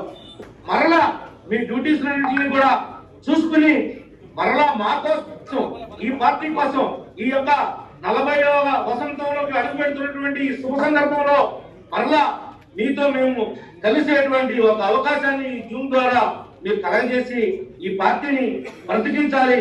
ఇది ఇప్పుడు కూడా ఊరికే పోదు, దీన్ని ఎక్కడికో తీసుకెళ్లాలన్నటువంటి మీ తాపత్రయాన్ని నేను మీ అక్కడ నుండి కూడా మీరు పడుతున్నటువంటి దీనికి మీ అందరినీ కూడా ప్రతి ఒక్కరిని పేరు పేరున కూడా అభినందిస్తున్నా. తప్పనిసరిగా మీ యొక్క యాక్టివిటీస్ చూసిన తర్వాత, ఇవన్నీ చూసిన తర్వాత నేను కూడా ఒక్కసారి మీ డల్లాస్ వచ్చి మీ దగ్గరికి వచ్చి అమెరికాలో ఉన్నటువంటి వేరే ప్రాంతాల్లో కూడా తిరిగి మిమ్మల్ని అందరినీ కలుసుకోవాలన్నటువంటి కోరిక బలంగా ఉంది. తప్పనిసరిగా నేను కూడా మిమ్మల్ని ప్రత్యక్షంగా కలిసేటువంటి అవకాశాన్ని చూసుకుని తప్పనిసరిగా కూడా మిమ్మల్ని అందరినీ కూడా కలుస్తానని చెప్పి కూడా ఈ సందర్భంగా నేను తెలియజేస్తా ఉన్నాను. మీరు ఈ అపోహలన్నింటినీ కూడా నమ్మవద్దు.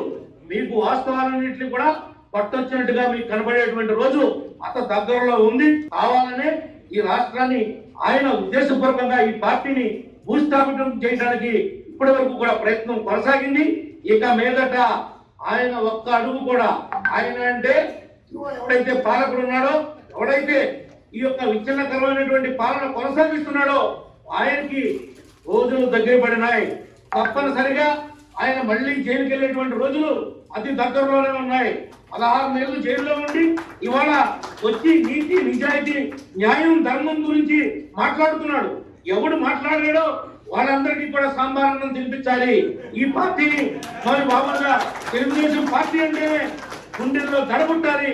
ఆ పార్టీలో మేము ఉన్నా సరే, మేము పార్టీలో కొనసాగుతున్నా సరే, కొనసాగేవాడు ప్రతి వాడు కూడా నిర్వీర్యమైపోయి ప్రజాక్షేత్రంలోకి రాకోకుండా వాడి ఇళ్లలో వాళ్ళు బ్రతకాలి తప్ప ఎవరికైనా రోడ్డు మీద తిరిగితే ఖబర్దార్ నాకు బతికినటువంటి గతే మీ అందరికీ పడుతుందని చెప్పి ఫర్ ఎగ్జాంపుల్ గా ఫస్ట్ కోడలను తీసుకున్నాడు. సెకండ్ పాపం ఆయన్ని మన మధ్య నుండి లేకోకుండా చిత్రహింసకు గురి చేసి ఆయనగానే చనిపోయేటువంటి అవకాశాన్ని కల్పించినటువంటి దుర్మార్గమైనటువంటి రాజకీయాలు చేస్తున్నటువంటి వ్యక్తి జగన్మోహన్ రెడ్డి అనే విషయాన్ని మీరెవరు కూడా మర్చిపోవద్దని చెప్పి కూడా ఈ సందర్భంగా నేను తెలియజేస్తా ఉన్నాను. ఒక గొంతుగా ఒక మాట, ఆ గొంతుకులో నుండి వచ్చిన ఒక మాట, ఇవి 80 లక్షల మంది తెలుగుదేశం పార్టీ క్రియాశీలక కార్యకర్తల్ని మళ్ళీ క్రియాశీలకం చేసి రక్తం ఉప్పొంగేలాగా, ఎవరికి రాని భయపడేది ఎదురు తిరిగేలాగా ఒక్క గొంతు ఈరోజు ప్రతి గుండెలోనూ ప్రతిధ్వనిస్తుంది. ఆ ఒక్క గొంతు భాస్వరమై మండిన స్వరం అందరూ చాలాసేపు నుండి ఎదురు చూస్తున్నారు.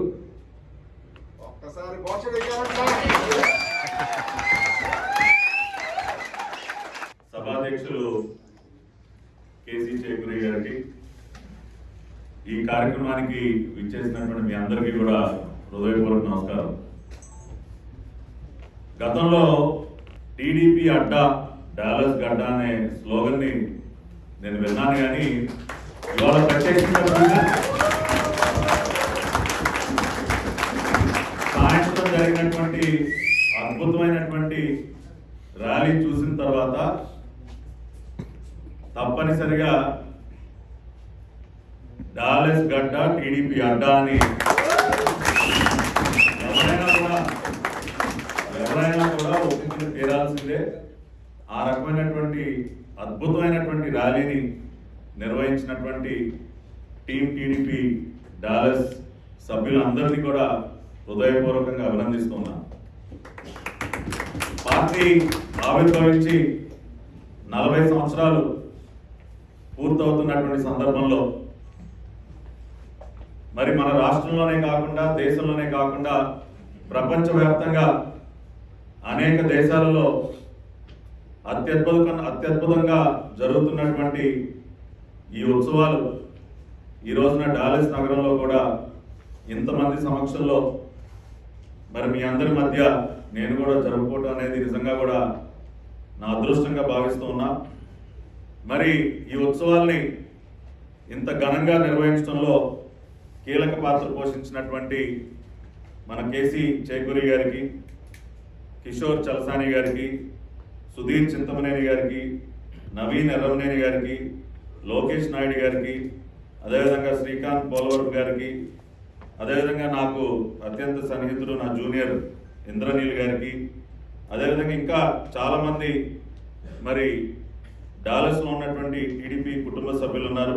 మరీ ముఖ్యంగా మరి ఇందాక జరిగినటువంటి ర్యాలీని అత్యద్భుతంగా నిర్వహించడంలో కీలక భూమిక పోషించినటువంటి సోదరులు దిలీప్ గారికి, అదేవిధంగా నిఖిల్ని కూడా మనస్ఫూర్తిగా అభినందిస్తూ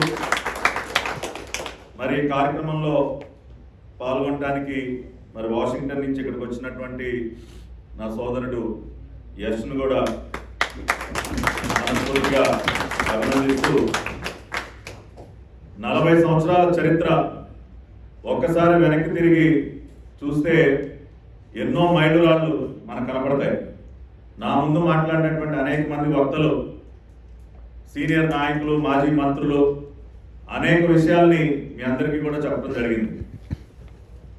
అన్న నందమూరి తారక రామారావు మార్చి 29, 1982లో తెలుగుదేశం పార్టీ స్థాపించినటువంటి సందర్భంలో రాష్ట్ర రాజకీయాల్లోనే కాకుండా దేశ రాజకీయాల్లోనే పెను మార్పుకి నాంది పలకడం జరిగింది.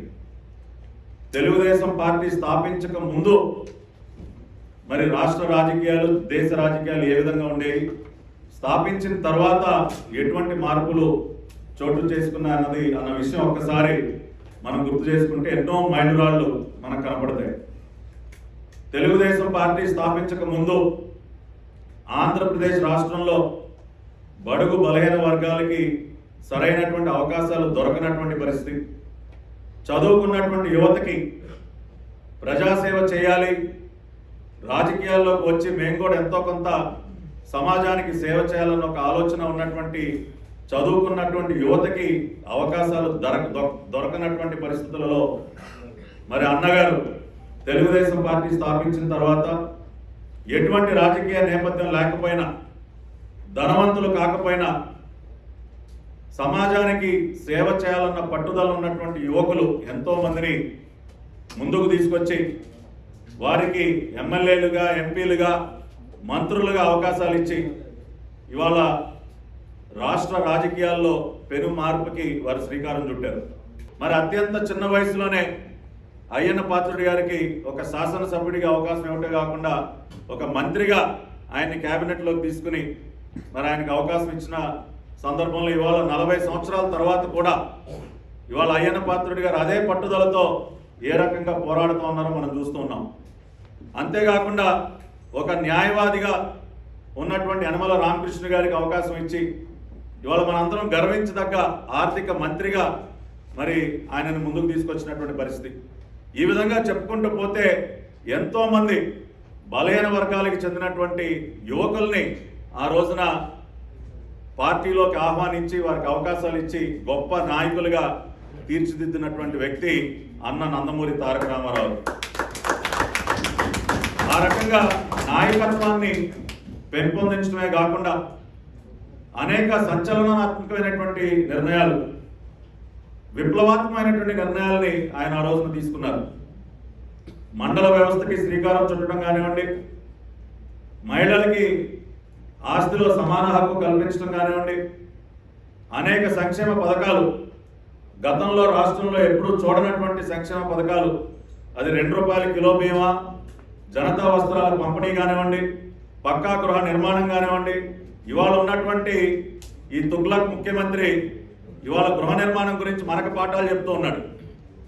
ఆ రోజున అన్న నందమూరి తారక రామారావు పెద్ద ఎత్తున పక్కా గృహ నిర్మాణాన్ని చేపట్టి ఎంతో మంది పేదలకు, లక్షలాది మంది పేదలకి ఒక గూడుని ఏర్పాటు చేసినటువంటి వ్యక్తి. ఇవాళ ఏ గ్రామానికి వెళ్ళినా కూడా ఆ రోజు అన్నగారు నిర్మించినటువంటి గృహాలు ఇప్పటికీ కూడా మనకి చెక్కు చెదరకుండా కనపడతాయి. కాబట్టి అటువంటి అనేక సంక్షేమ కార్యక్రమాలకు ఆయన శ్రీకారం చుట్టడమే కాకుండా జాతీయ స్థాయిలో కూడా ఒక కీలక పాత్ర పోషించి కాంగ్రెస్ పార్టీకి జాతీయ స్థాయిలో ఒక ప్రత్యామ్నాయాన్ని ఆ రోజున ఏర్పాటు చేసినటువంటి వ్యక్తి అన్న ఎన్టీఆర్. 1989లో విపి సింగ్ గారు ప్రధానమంత్రి కాగలిగిన, 96లో దేవేగౌడ గారు ప్రధానమంత్రి కాగలిగిన, ఐకే గుజరాల్ గారు ప్రధానమంత్రి కాగలిగిన తెలుగుదేశం పార్టీ కీలక పాత్ర పోషించినటువంటి విషయాన్ని కూడా మనం గుర్తుపెట్టుకోవాలి. నేషనల్ ఫ్రంట్ చైర్మన్గా అన్నగారు జాతీయ రాజకీయాల్లో ఒక కీలక పాత్ర పోషిస్తే, యునైటెడ్ ఫ్రంట్ కన్వీనర్గా, ఎన్డీఏ కన్వీనర్గా నారా చంద్రబాబు నాయుడు గారు ఒక కీలక భూమిక పోషించినటువంటి వ్యక్తి. అటల్ బిహారీ వాజ్పేయి గారు 6 సంవత్సరాలు ప్రధానమంత్రిగా సక్సెస్ఫుల్గా ప్రభుత్వాన్ని నడపగలిగారంటే that is because of Nara Chandrababu Naidu garu. ఆ రకంగా రాష్ట్ర రాజకీయాల్లోనే కాకుండా దేశ రాజకీయాల్లో కూడా కీలక భూమిక పోషించినటువంటి పార్టీ తెలుగుదేశం పార్టీ. ఇందాక చింతమనేని అన్న చెప్తున్నారు, ప్రధానమంత్రుల్ని రాష్ట్రపతుల్ని ఎంపిక చేసినటువంటి ఘనత మన పార్టీకి ఉంది. ఇవాళ అబ్దుల్ కలాం గారు ఈ దేశానికి రాష్ట్రపతి కాగలిగారంటే that is because of Nara Chandrababu Naidu garu. కాబట్టి ఆ రకంగా ప్రధానమంత్రుల్ని రాష్ట్రపతుల్ని ఎంపిక చేసినటువంటి చరిత్ర మనది. అంతేగాని పదవుల కోసం సొంత బాబాయ్ పైన గొడ్డలు వేటు వేసినటువంటి చరిత్ర మనది కాదు.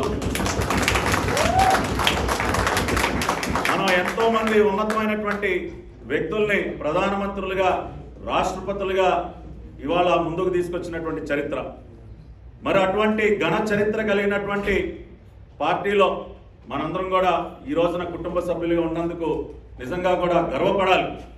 అంతేకాకుండా అనేక రంగాలలో విప్లవాత్మకమైనటువంటి మార్పులు తీసుకొచ్చింది కూడా తెలుగుదేశం పార్టీ. ఇవాళ ఐటీ గురించి మనం చెప్పనక్కర్లేదు, ఎన్నోసార్లు మనం మాట్లాడుకున్నాం.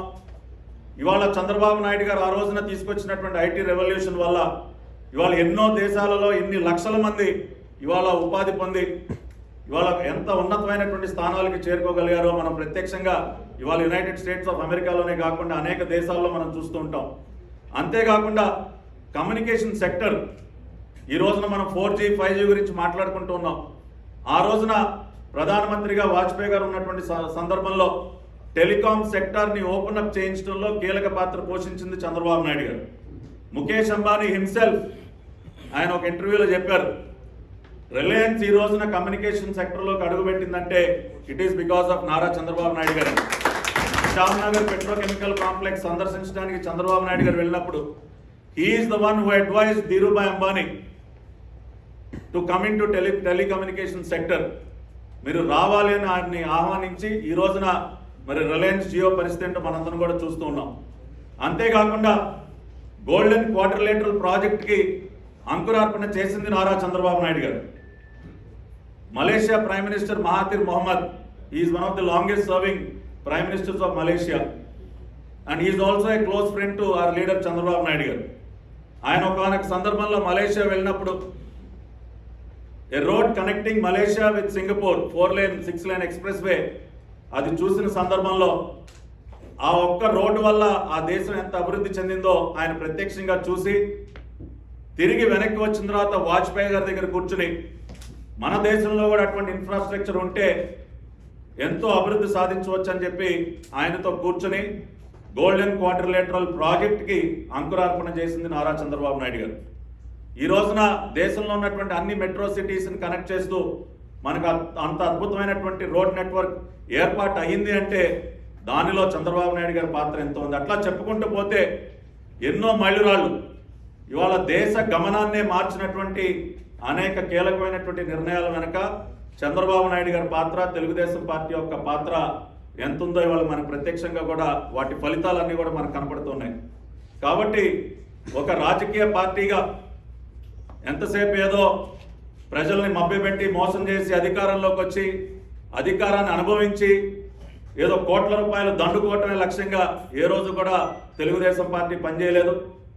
ప్రతినిత్యం దేశానికి ఏం చేయాలి, రాష్ట్రానికి ఏం కావాలి, మన బిడ్డల భవిష్యత్తు ఇంకా మెరుగ్గా ఉండాలంటే మనం ఏం చేయాలని ఆలోచించాం తప్పితే ఏ రోజు కూడా ఎక్కడా చిన్న మచ్చ కూడా లేకుండా ఇప్పటి వరకు అది అన్న ఎన్టీఆర్ గారి పైన కానివ్వండి, నారా చంద్రబాబు నాయుడు గారి పైన కానివ్వండి, ఇప్పటి వరకు ఒక్క చిన్న రిమార్క్ లేకుండా ఇవాళ తెలుగుదేశం పార్టీలో అటువంటి నాయకుల నాయకత్వంలో మనం పనిచేయగలుగుతున్నాం అంటే నిజంగా మన అందరం కూడా చాలా గర్వపడాలి. కాబట్టి we always work for the welfare of the people. అధికారంలో ఉన్నా లేకపోయినా, అధికారంలో ఉంటేనే పనిచేయటం కాదు, ప్రతిపక్షంలో ఉన్నప్పటికీ కూడా రీసెంట్ ఎగ్జాంపుల్ యుక్రెయిన్లో మరి వేల మంది తెలుగు విద్యార్థులు అక్కడ చిక్కుకుపోతే మరి వాళ్ళ ఒక ప్రతిపక్ష నాయకుడిగా ఉండి అవసరం లేదు నిజంగా చంద్రబాబు నాయుడు గారికి ఏముందంటే ఒక లేఖ, ప్రధానమంత్రి గారికి ఒక లేఖ, రాష్ట్ర ముఖ్యమంత్రికి ఒక లేఖ రాస్తే సరిపోతుంది. మీరు అక్కడ ఉన్నటువంటి వారిని కాపాడండి అని ఒక లేఖతో సరిపెట్టుకోవచ్చు. కానీ అట్లా కాకుండా ఒక రాజకీయ పార్టీగా మనం ప్రతిపక్షంలో ఉన్నప్పటికీ మనం ఎంతో కొంత మనం సహాయపడాలి అని చెప్పి ఒక 10 రోజుల పాటు మమ్మల్ని ఎవరిని కూడా నిద్రపోనివ్వకుండా ఆ యుక్రెయిన్ మ్యాప్ని ముందు పెట్టుకుని, ఎవరికి తెలియదు గతంలో యుక్రెయిన్ అంటే okay it is a country, కానీ దానిలో కియేవ్ అనే ఒక క్యాపిటల్ గురించి, కార్కివ్ గురించి, జఫ్రోషియా గురించి, ఇటువంటి ప్లేసెస్ అన్నిటి గురించి ఎవరికి తెలియదు. కానీ ఆ మ్యాప్ను ముందు పెట్టుకుని బార్డర్స్ నుంచి ఎంత దూరంలో నగరాలు ఉన్నాయి, అక్కడి నుంచి ఏ రకంగా ఎవాక్యుయేట్ చేయాలి, నైబరింగ్ కంట్రీస్ ఏంటి, పోలాండ్ బార్డర్కి కియేవ్కి ఎంత దూరం, రొమేనియాకి కియేవ్కి ఎంత దూరం, హంగరీకి కియేవ్కి ఎంత దూరం, బుకారెస్ట్ ఎయిర్పోర్ట్ ఏంటి, బుడాపెస్ట్ ఏంటని చాలా ఇన్ డీటెయిల్ వెళ్ళిపోయి, hats off to NRI TDP, యూరోప్లో ఉన్నటువంటి అక్కడ మన టీడీపీ ఎన్ఆర్ఐ టీడీపీ సోదరులందరూ కూడా అద్భుతంగా పనిచేసి మరి అక్కడి నుంచి స్టూడెంట్స్ని ఎవాక్యుయేట్ చేయడంలో కీలక భూమిక పోషించారు. అంటే ప్రతిపక్షంలో ఉండి కూడా అధికారంలో లేకపోయినా ప్రజలు ఎప్పుడు కష్టాలు ఉంటే అప్పుడు మనం ఆదుకోవాలి. గతంలో ఉత్తరాఖండ్లో చూశారు మరి చార్ధామ్ యాత్ర, అప్పుడు కూడా ఈ was a leader of opposition. అయినా కూడా ఉత్తరాఖండ్ వెళ్ళి అక్కడ ఒక 10 రోజులు ఆయన స్వయంగా ఉండి స్పెషల్ ఎయిర్ క్రాఫ్ట్లో వెనక్కి ఏ రకంగా అక్కడ చిక్కుకుపోయిన వారందరినీ కూడా వెనక్కి తీసుకొచ్చారో చూసాం. కాబట్టి అధికారం కోసం ఎప్పుడు కూడా తహతహలాడినటువంటి పార్టీ కాదు. మన అధికారంలో ఉన్నా లేకపోయినా we have always work for the welfare of the people. దానికి సంబంధించి మనం అనేక ఉదాహరణలు మనం చెప్పుకోవచ్చు. కాబట్టి ఆ రకంగా ప్రతినిత్యం ప్రజల కోసం, రాష్ట్రం కోసం ఆలోచిస్తూ మరి 2014లో మరి ఆ రోజున రాష్ట్ర విభజన జరిగినటువంటి సందర్భంలో మన భవిష్యత్తు ఏ రకంగా ఉంటుందో కూడా అర్థం కానటువంటి పరిస్థితులలో ఆ రోజున ప్రపంచవ్యాప్తంగా ఉన్నటువంటి తెలుగు వారందరూ కూడా తిరిగి చంద్రబాబు నాయుడు గారు ముఖ్యమంత్రి బాధ్యతలు చేపడితేనే మన రాష్ట్రానికి ఒక భవిష్యత్తు ఉంటుందని చెప్పి ఒక ఆలోచన చేసి మరి పెద్ద ఎత్తున 2014 ఎన్నికలకు ముందు మీరు అందరూ కూడా మరి రాష్ట్రానికి రావటం జరిగింది. ఎంతో కష్టపడి ఆ రోజున పార్టీ కోసం పనిచేసి పార్టీని అధికారంలోకి తీసుకురావటం జరిగింది. మనం అధికారంలోకి వచ్చాం. ఏ నమ్మకంతో అయితే ప్రజలు మనకు అధికారాన్ని కట్టబెట్టారో ఆ నమ్మకాన్ని వమ్ము చేయకుండా మరి ప్రతినిత్యం కూడా రాష్ట్రం కోసం శ్రమించడం జరిగింది. అభివృద్ధి కార్యక్రమాలని, సంక్షేమ పథకాలని కూడా మరి ప్యారలల్గా ముందుకు తీసుకెళ్ళడం జరిగింది. ఏదో ఒక్క ఛాన్స్ అడుగుతున్నాడు కదా ఇద్దామని చెప్పి అధికారాన్ని ఇచ్చి ఈ రోజున ప్రతి ఒక్కళ్ళు కూడా బాధపడుతూ ఉన్నారు. ఒక భస్మాసుర హస్తాన్ని మనం నెత్తి మీద పెట్టుకున్నామని చెప్పి. కాబట్టి ఇవాళ జరుగుతున్నటువంటి విధ్వంసం ఏ రకంగా జరుగుతుందో మనం ప్రత్యక్షంగా మనం చూస్తూ ఉన్నాం. ఆ రోజున అన్న నందమూరి తారక రామారావు గారు ఎవరి కోసం ఈ పార్టీ పెట్టారో, ఏ ఉద్దేశంతో పార్టీ పెట్టారో ఆ రోజున ఆయన చాలా స్పష్టంగా చెప్పారు. తెలుగుదేశం పార్టీ శ్రామికుడి చెమటలోంచి పుట్టింది. తెలుగుదేశం పార్టీ ఒక కార్మికుడి కరిగిన కండరాల్లోంచి పుట్టింది. తెలుగుదేశం పార్టీ ఒక రైతు కూలి రక్తంలో నుంచి పుట్టింది. అన్నార్థుల ఆక్రందనలో నుంచి పుట్టింది తెలుగుదేశం పార్టీ అని ఏదైతే ఆ రోజున అన్నగారు చెప్పారో అటువంటి వర్గాల కోసం మరి ప్రతినిత్యం మనం పనిచేస్తూ ఏ రకంగా వచ్చామో ఇవాళ అటువంటి వారందరూ కూడా ఇవాళ రైతులు కానివ్వండి, కార్మికులు కానివ్వండి, పేదవారు కానివ్వండి, అన్ని వర్గాల ప్రజలు కూడా తీవ్రమైనటువంటి అణిచివేతకి గురవుతూ ఉన్నారు. మరీ ముఖ్యంగా తెలుగుదేశం పార్టీలో ఉన్నటువంటి కార్యకర్తలు కానీ, నాయకులు కానీ పెద్ద ఎత్తున అణిచివేతకు గురవుతూ ఉన్నారు. జరిగినటువంటి విధ్వంసం ఒక్కసారి గుర్తు చేసుకుంటే చాలా బాధ కలుగుతుంది. ప్రజావేదిక కూల్చివేతతో ప్రారంభమైనటువంటి విధ్వంసం, ప్రజావేదిక కూల్చడమే కాకుండా ఇప్పటి వరకు కూడా అక్కడ ఉన్నటువంటి డెబ్రీ కూడా క్లియర్ చేయాలి. అంటే ఈ రాష్ట్రాన్ని పరిపాలిస్తున్నటువంటి ముఖ్యమంత్రి యొక్క సైకియాట్రిక్ కండిషన్ ఏంటో అర్థం చేసుకోండి. అంటే అతని ఆలోచన ఏంటంటే చంద్రబాబు నాయుడు గారి ఇంటి పక్కనే ప్రజావేదిక ఉంటుంది కాబట్టి ఆయన ప్రతిరోజు దాని ముందు నుంచి వెళుతూ ఉంటారు కాబట్టి అది చూసినప్పుడల్లా ఆయన బాధపడతాడని చెప్పి, అంటే ఒక సైకోలాగా ఆలోచించి కూల్చేసింది చాలక ఇప్పటి వరకు కూడా ఆ చెత్తనంతా కూడా అక్కడే ఉంచి ఆ రకంగా ఒక పైశాచిక ఆనందాన్ని పొందుతున్నాడు. స్పైడర్ సినిమాలో విలన్ లాగా అదేదో ఒక బ్యాక్గ్రౌండ్ మ్యూజిక్ పెడతారు కదా, వాళ్ళు ఏడుస్తుంటే వీళ్ళు తెగ ఆనందపడిపోతూ ఉంటాడు నక్కి నక్కి చూస్తా. ఆ రకంగా అటువంటి పైశాచిక ఆనందం పొందడంలో నెంబర్ 1 జగన్ రెడ్డి. కానీ పాపం మన నాయకుడి గురించి తెలియదు, మన నాయకుడికి ఉన్నటువంటి పాజిటివ్ యాటిట్యూడ్ గురించి తెలియదు. ఆయన ఓటమి ఎదురైన తర్వాత ఒక 2-3 రోజులు ఏదైనా కొద్దిగా బాధపడి ఉంటారు, కానీ 4వ రోజు నుంచే మళ్ళీ పాజిటివ్ థాట్ ప్రాసెస్తో ఏ రకంగా మళ్ళీ మనం ముందుకు రావాలి, ఏ రకంగా మళ్ళీ పార్టీని నిలబెట్టాలన్న ఆలోచనతోనే ముందుకు రావడం జరిగింది. ఆ రకంగా ప్రజావేదిక కూల్చివేతతో మొదలైనటువంటి విధ్వంసం ఇవాళ పూర్తిగా బ్రాండ్ ఇమేజ్ ఆఫ్ ఏపీ కంప్లీట్గా ఇవాళ డిస్ట్రాయ్ అయిపోయింది. స్వర్ణ ఆంధ్రప్రదేశ్గా పిలువబడేటటువంటి ఈ రాష్ట్రం ఇవాళ సారా ఆంధ్రప్రదేశ్గా మారిపోయింది. Sunrise state had become the sunset state.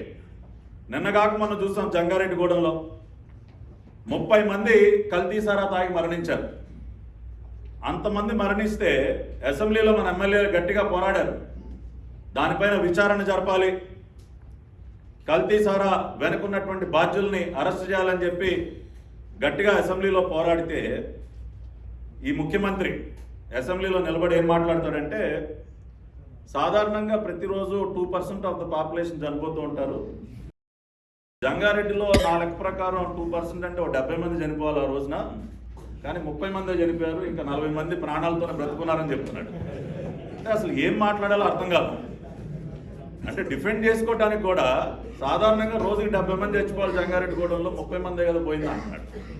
కాబట్టి అతని మానసిక పరిస్థితి ఏ విధంగా ఉందో ఒకసారి మనం అర్థం చేసుకోవాలి. అంటే అసెంబ్లీలో లేచి నిలబడి ఆ రకంగా మాట్లాడటం అనేది నిజంగా మనమైతే ఆ మాటలు మాట్లాడలేము. అదే is a mentally imbalanced person, is a maniac. So ఆ రకంగా మొన్న ఆ సంఘటనలోనే కాదు, అమరావతి రాజధాని క్యాపిటల్ ఇష్యూకి సంబంధించి కోర్టు ఒక స్పష్టమైనటువంటి తీర్పు ఇచ్చింది. 307 పేజీల జడ్జిమెంట్. ఈ రాష్ట్రానికి అమరావతి రాజధాని, తక్షణమే అక్కడ పనులు ప్రారంభించాలని చెప్పి జడ్జిమెంట్ వచ్చిన తర్వాత అసెంబ్లీలో నిలబడి ఇవాళ కోర్టుల పైన ఎదురుదాడి చేయటం, జ్యుడిషియరీకి అసలు ఏం అధికారం ఉంది శాసన వ్యవస్థ మీద కామెంట్స్ చేయడానికి, ఇంటర్ఫియర్ అవటానికి అని చెప్పి ఇవాళ ఒకటే మనం అడగాలి, అదే కోర్టు ఇచ్చినటువంటి బెయిల్ పైన బ్రతుకుతున్నటువంటి నీకు న్యాయస్థానాలపైన కామెంట్ చేసే అధికారం ఎక్కడుంది? ఇవాళ నీ బ్రతుకు ఒక కోర్టు బెయిల్, నువ్వు అది మర్చిపోయి మాట్లాడుతూ ఉన్నావు. You are surviving on a bail which is granted by the high court. ఒక బెయిల్ పైన బ్రతుకుతున్నటువంటి ఆర్థిక ఉగ్రవాదివి నువ్వు, ఇవాళ నువ్వు కోర్టుల గురించి మాట్లాడతావు. రెండో పక్కన ఒక స్టే పైన బ్రతుకుతోంది నీ దిక్కుమాలిన పేపర్. ఇవాళ సాక్షి అనేటటువంటి ఒక పకోడీ పేపర్ బ్రతికేంటి ఒక స్టే. ఇవాళ కేంద్ర హోంశాఖ వాళ్ళ లైసెన్స్ని రెన్యూవల్ చేయకపోతే కోర్టుకి వెళ్ళి ఒక స్టే తెచ్చుకొని ఒక స్టే పైన బ్రతుకుతున్నటువంటి వీళ్ళు, నీ బ్రతికేమో ఒక బెయిల్, నీ మీడియా బ్రతికేమో ఒక స్టే, నువ్వు కోర్టుల గురించి మాట్లాడతావు, న్యాయమూర్తులపైన కామెంట్స్ చేస్తావు. కాబట్టి ఇటువంటి వ్యక్తుల్ని ఇంకా కూడా ప్రజాక్షేత్రంలో ఉంచటం ఎంత ప్రమాదం ఒకసారి మనం అర్థం చేసుకోవాలి. సిబిఐ తరిగి కొడతా ఉంది, జైలు పాలవుతూ ఉన్నారు ఇవాళ. కాబట్టి ఆ విషయాన్ని అతను గుర్తుపెట్టుకోవాలి. ఇవాళ కాకపోతే రేపైనా జగన్ రెడ్డి కేర్ ఆఫ్ ఎన్టీఆర్ జైలో లేదా కేర్ ఆఫ్ చెంచల్గూడనో లేదంటే ఇతని కోసం ప్రత్యేకంగా ఒక జైలు నిర్మించాల్సి వస్తుందో అది భవిష్యత్తులో మనం చూస్తాం. కాబట్టి అటువంటి వ్యాఖ్యలు చేయటం, వ్యవస్థలపైన దాడులు చేయటం, మాట్లాడినటువంటి వారిపైన కేసులు పెట్టడం, అణిచివేతకి గురి చేయటం, ఇవి తప్పితే ఈ 3 సంవత్సరాల కాలంలో వైఎస్ఆర్ కాంగ్రెస్ పార్టీ ఇదిగో ఇది చేసింది, ఈ రాష్ట్ర ముఖ్యమంత్రిగా నేను ఇది చేయగలిగానని చెప్పి చెప్పుకోవడానికి ఒక్క అంశమైనా ఉందా అని చెప్పి నేను అడుగుతున్నా. చేపలు రైలు, ఎస్, అదే అయ్యా చెప్పుకోవాలి మనం. ఇవన్నీ ఇలా ఉంటే మొన్న ఏదో దిశ వాహనాలంట జెండా ఊపి ప్రారంభిస్తూ ఉన్నాడు. నిజంగా ఎంత సిగ్గు లేకుండా ఈ వ్యక్తి మాట్లాడతాడంటే మీడియా ముందుకు వచ్చి మహిళల భద్రత గురించి. నీ కుటుంబంలో ఉన్నటువంటి 2 మహిళలకే నువ్వు న్యాయం చేయలేవు. ఇవాళ డాక్టర్ సునీత పరిస్థితి ఏంటి, వైఎస్ షర్మిల పరిస్థితి ఏంటి? ముందు అదే ఇప్పుడు తల్లి, ముందు అసలు నీ కుటుంబంలో ఉన్నటువంటి మహిళలకే నువ్వు న్యాయం చేయలేవు. మహిళా ముఖ్యమంత్రి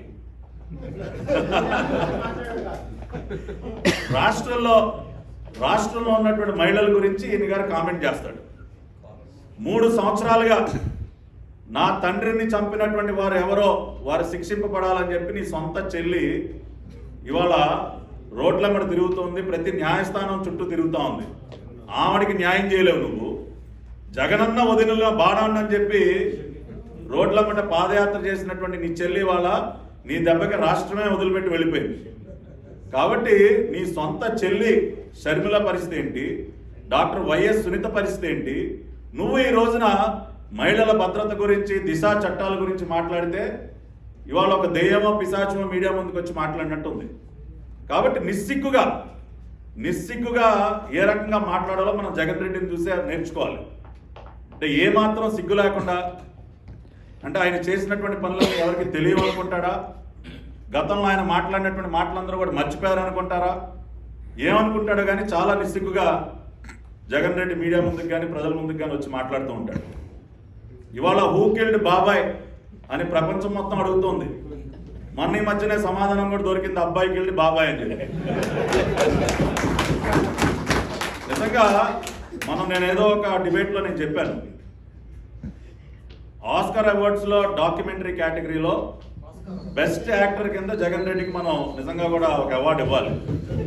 ఎందుకంటే నిజంగా ఒప్పుకోవాలి, అంత అద్భుతమైనటువంటి నటుడిని మనం చాలా అరుదుగా చూస్తాం రాజకీయాల్లో. బాబాయిని దగ్గరుండి చంపించి ఏమీ ఎరగనట్టు ఆ రోజున పులివెందులు వచ్చి ఒక పక్కన షర్మిల గారిని, ఒక పక్కన డాక్టర్ సునీత గారిని పక్కన పెట్టుకుని అసలు ఒక అమాయకమైనటువంటి మొహం ఎంత చక్కగా పెడతాడంటే అసలు మనమైతే ఎక్స్ప్రెషన్ పెట్టలేము. అసలు ఒక అమాయకమైనటువంటి మొహం పెట్టి చేతులను ఇలా పిసుక్కుంటా, అసలు మా బాబాయ్ నిజంగా నాకు ఎంత ఇష్టమో, అసలు నా బాబాయ్ గుండె పగిలిపోతా ఉంది, నా బాబాయ్ ఆయన పార్థివ దేహాన్ని చూసని చాలా డైలాగులు చెప్పాడు. చెప్పి తక్షణమే సిబిఐ ఎంక్వైరీ వేసేయాలన్నాడు. ఆ తర్వాత మరి ముఖ్యమంత్రి అయిన తర్వాత మరి ఎన్ని రకాలైనటువంటి యూటర్లు జేటర్లు తీసుకున్నాడో మనం చూసాం. సిబిఐ ఎంక్వైరీ కాస్త అటకెక్కింది. మనం వేసినటువంటి సిట్లన్నీ కూడా అధికారులందరినీ కూడా మార్చేశాడు. ఇవాళ ఆ కేసులో నిందితులుగా ఉన్నటువంటి వారందరినీ కూడా కాపాడేటటువంటి పనిలో చాలా బిజీగా ఉన్నాడు. ఏది ఏమైనా అవినాష్ రెడ్డి మరి కొద్ది రోజుల్లోనే జైలుకి వెళ్ళటం ఖాయం. అవినాష్ రెడ్డి తర్వాత జగన్ రెడ్డి మెడకు కూడా ఇవాళ వైఎస్ వివేకానంద రెడ్డి యొక్క హత్య కేసుకు సంబంధించి ఆ అంశం ఆయన మెడకు చుట్టుకోవడం కూడా ఖాయం. ఇవాళ ప్రజలందరూ కూడా చాలా క్లియర్గా అర్థం చేసుకున్నారు. ఆ రోజున ఒక రకంగా ఎన్నికల్లో కొంత సింపతి పొందడం కోసం, రెండవది కడప ఎంపీ సీటుకి సంబంధించి మీరు ఒకసారి గుర్తు చేసుకుంటే 15వ తేదీ తెల్లవారుజామున వివేకానంద రెడ్డి గారిని చంపేశారు. 17వ తేదీ ఉదయం అవినాష్ రెడ్డిని క్యాండిడేట్గా అనౌన్స్ చేశారు. కాబట్టి అవినాష్ రెడ్డి సీటుకి అడ్డం తగులుతున్నటువంటి వివేకానంద రెడ్డి ఆయన అడ్డు తప్పించుకుని సొంత చిన్నాన్నను కూడా చూడకుండా అడ్డు తప్పించి అవినాష్ రెడ్డికి సీట్ ఇచ్చి మళ్ళీ ఆ చిన్నాన్న హత్యని రాజకీయంగా వాడుకొని ఇవాళ సింపతి పొందేటటువంటి ప్రయత్నం చేసినటువంటి వ్యక్తి జగన్మోహన్ రెడ్డి. అదేవిధంగా ఒకసారి కోడికత్తి డ్రామా కూడా గుర్తు చేసుకోవాలి మనం.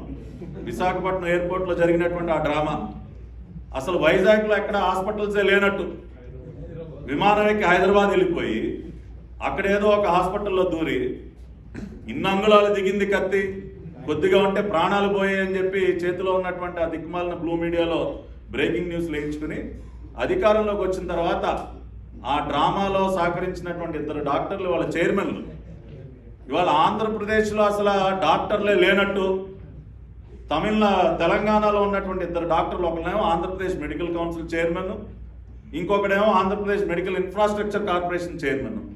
దాన్ని బట్టి అర్థం కావట్లేదా నీ డ్రామా? ఆ రోజున నీ డ్రామాలో సహకరించినటువంటి 2 డాక్టర్లు చైర్మన్లు అవుతారా ఈ రోజున? ఏ ఆంధ్రప్రదేశ్లో డాక్టర్లే కనపడలేదా నీకు? కాబట్టి ఆ రకంగా కోడికత్తి డ్రామాలాడి వివేకానంద రెడ్డి హత్యను వాడుకుని ప్రజల ముందు అమాయకంగా చాలా గొప్పగా నటించి ఓట్లు వేయించుకుని ఇవాళ అధికారంలోకి వచ్చిన తర్వాత నువ్వు చేస్తున్నటువంటి పనులేంటో ఇవాళ ఒక్కొక్కటి ఆలోచిస్తే నిజంగా కూడా చాలా బాధ కలుగుతుంది. ఏమైనా బుక్కల రాజేంద్రనాథ్ రెడ్డి గారిని అడిగితే ఆయన బుర్ర కథలు పెట్ట కథలు చాలా చెప్తూ ఉంటాడు. ఆయన నిన్న మీడియా ముందుకు వచ్చి చెప్తాడు, అసలు ఎట్లా సాధ్యం అంటే 48,000 కోట్లు అసలు ఎలా చేయగలమా మేము? ఎవరన్నా తినాలనుకున్న 1 సంవత్సరంలో 48,000 కోట్లు తినగలరా? మరీ అన్రీజనబుల్గా మాట్లాడతారేంటి మీరని మాట్లాడుతూ ఉన్నాడు. సరే, నేను ఒక ప్రశ్న అడిగాను. నువ్వు ఆ రోజున 5 సంవత్సరాల కాలంలో 6 లక్షల కోట్లు తెలుగుదేశం పార్టీ తినేసిందని నువ్వు పుస్తకం వేసావా లేదా? అంటే యావరేజ్న 1,20,000 కోట్లు, 48,000 కోట్లు తింటమే చాలా కష్టమని వాళ్ళు నువ్వు చెప్తూ ఉన్నావు. ఆ రోజున నువ్వు 1,20,000 కోట్లు తినేసావు, నువ్వు ఎలా చెప్పావా నువ్వు? అంటే అప్పుడు మాత్రం చేతిలో ఒక తప్పుడు మీడియా ఉంది కాబట్టి పిచ్చరాతలన్నీ రాస్తావు. సరే, 6 లక్షల కోట్లు 6 పైసలు కూడా ఇప్పటి వరకు నిరూపించలేదు, అది వేరే విషయం. కానీ నీ లాజిక్ ప్రకారం మాట్లాడుకుంటే నువ్వు 1,20,000 కోట్ల రూపాయలు తినేశారని తెలుగుదేశం పార్టీ పైన ఆ రోజున నువ్వు ఎలా ఆరోపించావు అని అడుగుతున్నావు ఇవాళ. కాబట్టి ఈ రకంగా వాళ్ళకి ఏది అనుకూలంగా ఉంటే అది ఆ రకంగా మాట్లాడుతూ ఇంకా కూడా ప్రజల ముందు అమాయకులుగా నటించేటటువంటి ప్రయత్నం చేస్తున్నారు.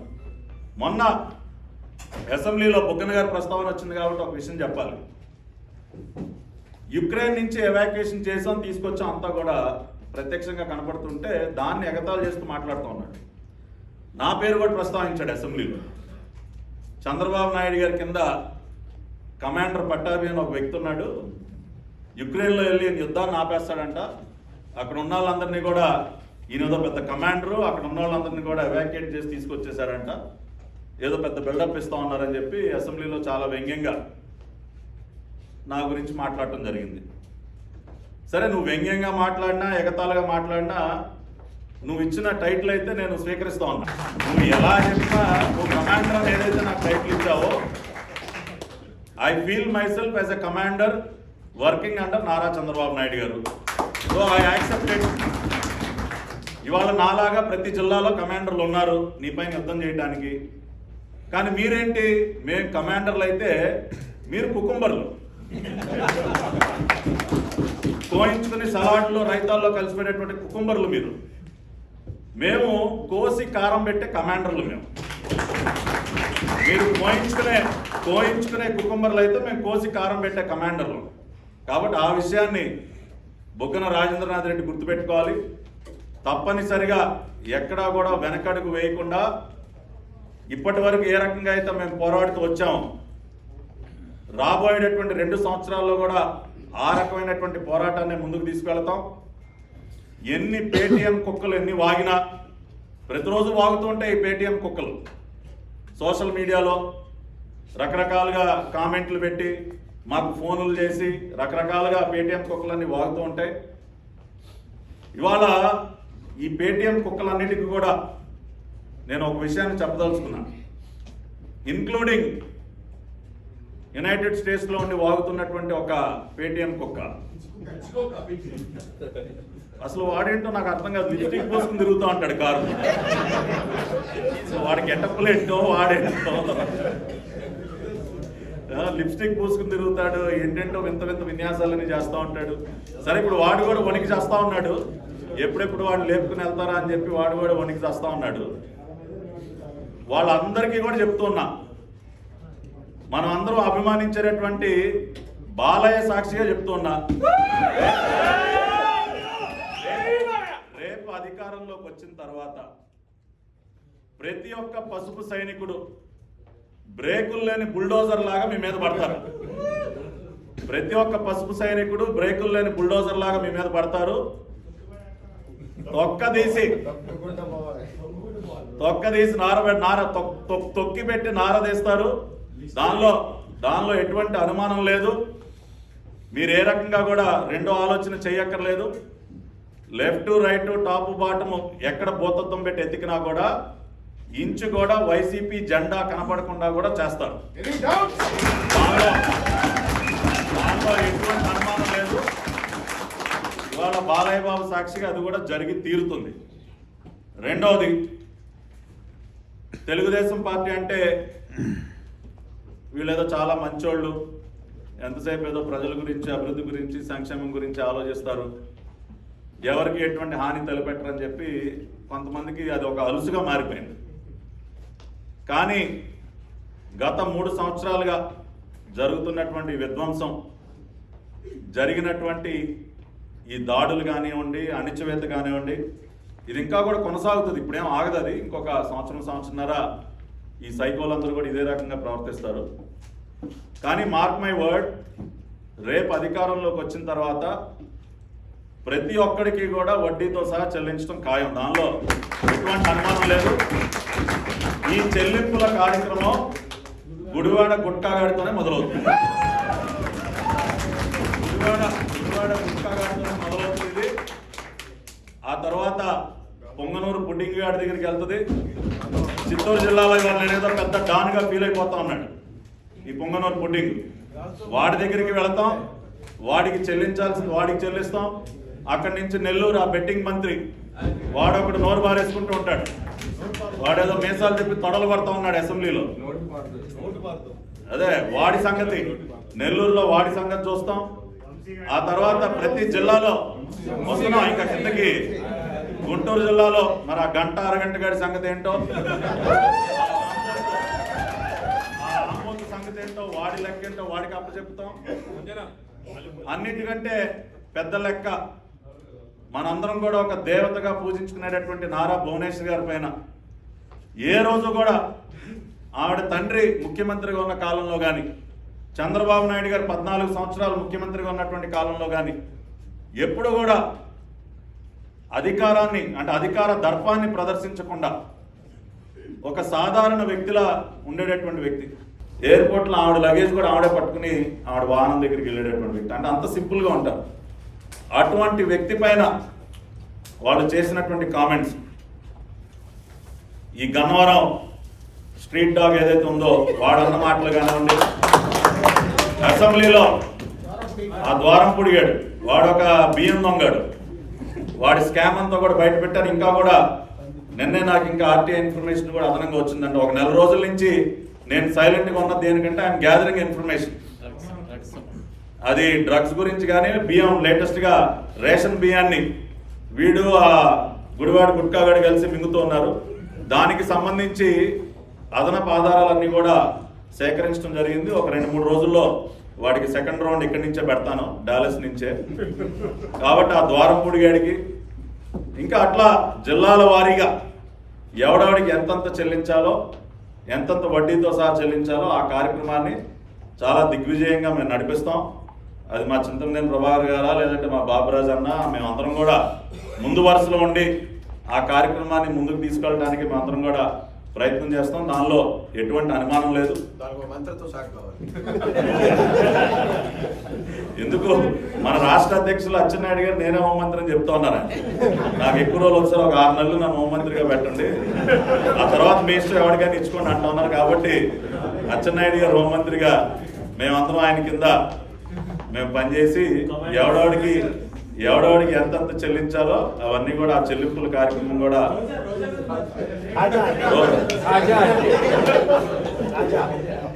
ఆ జబర్దస్త్ రోజా గారి గురించి వాళ్ళే చూసుకుంటారు అక్కడ, ఆవిడ సంగతి వాళ్ళే తేల్చినట్టున్నారు అక్కడ. సో కాబట్టి ఆ రకమైనటువంటి ప్రోగ్రామ్ కూడా చాలా గట్టిగా జరుగుతుంది. ఎందుకంటే రాజకీయాల్లో అంటే ఒక రాజకీయ పార్టీగా ఇటువంటి వ్యక్తులు ఎదురైనప్పుడు మనం ఆ రకంగా మనం గట్టి చర్యలు తీసుకోకపోతే అది చాలా ప్రమాదం. కాబట్టి ఎవరిని కూడా ఎక్కడా కూడా ఉపేక్షించకుండా అటువంటి కార్యక్రమాన్ని కూడా గట్టిగా తీసుకెళ్తాం. అదేవిధంగా రేపు జరగబోయేటటువంటి ఎన్నిక కూడా ఒక యుద్ధంలానే జరుగుతున్నది. ఇప్పుడు ఉన్నటువంటి ఈ రాష్ట్ర ముఖ్యమంత్రి ఏదో ఒక బంగారపు పళ్ళెంలో మనకేదో అధికారాన్ని ఇస్తాడు అని అనుకోవటం అనేది అది ఒక రకంగా ఓవర్ కాన్ఫిడెన్స్ అవుతుంది. కాబట్టి తప్పనిసరిగా మనందరం కూడా పోరాడాలి. It is going to be a tough battle. ప్రజలందరూ మన పక్షాన ఉన్నప్పటికీ వాడి దగ్గర ఉన్నటువంటి ధనబలంతోనో ఇంకా వాడు చేసేటటువంటి ఇతర అవకతవకలతోనో ఏదో ఒక రకంగా ఎన్నికల్లో గెలవడానికే సాయశక్తులు ప్రయత్నిస్తాడు. కాబట్టి అన్ని రకాలుగా మనం సంసిద్ధులై ఉండాల్సిందే. ఇవాళ రాష్ట్రంలో తెలుగుదేశం పార్టీ నాయకులుగా మేం కానివ్వండి, అక్కడ ఉన్నటువంటి పార్టీ కార్యకర్తలతో పాటు మరి ఎన్ఆర్ఐ టీడీపీ సభ్యులుగా మీరు అందరూ కూడా కాంట్రిబ్యూట్ చేయాల్సినటువంటి అవసరం ఉంది. తప్పనిసరిగా 2014లో ఆ సమయంలో మీరు అందరూ ఏ విధంగా పనిచేశారో తిరిగి రేపు 2023లో కానీ 2024లో కానీ ఎప్పుడు ఎన్నికలు జరిగినా కూడా మీ యొక్క సహకారం, మద్దతు అనేది చాలా అవసరం. ఈసారి ప్రణాళికాబద్ధంగా కూడా ఎన్నికలకు మనం వెళ్ళబోతున్నాం. ఎన్ఆర్ఐకి సంబంధించి ప్రతిసారి మేము గమనించినటువంటి ఒక చిన్న లోపం ఏంటంటే మీ అందరికీ ఏరియా ఆఫ్ వర్క్ అంటే ఎక్కడ పనిచేయాలో, ఎటువంటి బాధ్యతల్లో పనిచేయాలన్న దాని మీద స్పష్టత అనేది కొంత కొరబడుతుంది. కానీ ఈసారి we will predefine your area of work, మీ రోల్స్ అండ్ రెస్పాన్సిబిలిటీస్ డిఫైన్ చేస్తాం. డెఫినెట్ గా అంటే మన నాయకుడైతే ఏదో మొన్న జరిగినటువంటి దాన్ని కూడా ఆయన తట్టుకోగలిగాడు, కానీ వీడైతే తట్టుకోలేడు. తప్పనిసరిగా వాడు ఏమైపోతాడో ఆ భగవంతుడికి తెలియాలి. కాబట్టి అటువంటి ఒక భయానక ఓటమిని ఈ రాష్ట్రాన్ని పట్టి పీడిస్తున్నటువంటి రాక్షసుడికి బహుమతిగా ఇవ్వాల్సినటువంటి అవసరం ఉంది. సమాజమే దేవాలయం, ప్రజలే నా దేవుళ్ళు అని చెప్పి అన్న నందమూరి తారక రామారావు ఏదైతే అన్నారో అటువంటి దేవాలయం లాంటి సమాజాన్ని పట్టి పీడిస్తున్నటువంటి రాక్షస మోకని తరిమి కొట్టాల్సినటువంటి అవసరం ఉంది. దేవుళ్ళుగా భావించినటువంటి ప్రజల్ని పట్టి పీడిస్తున్నటువంటి ఈ రాక్షస మోకను కూడా తప్పనిసరిగా తరిమి కొట్టాల్సిన అవసరం ఎంతైనా ఉంది. కాబట్టి ఆ రకమైనటువంటి సహకారాన్ని మీరందరూ కూడా అందిస్తారని మరొకసారి ఆశిస్తూ మరింత అద్భుతమైనటువంటి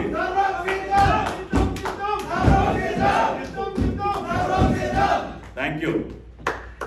మరి ఇంత ఉత్తేజాన్ని, ఇంత ఉత్సాహాన్ని ఈ రోజున మాకు ఇక్కడ అందించినటువంటి టీం టీడీపీ డాలస్ కి మరొకసారి హృదయపూర్వకంగా నా అభినందనలు తెలియజేస్తున్నాను.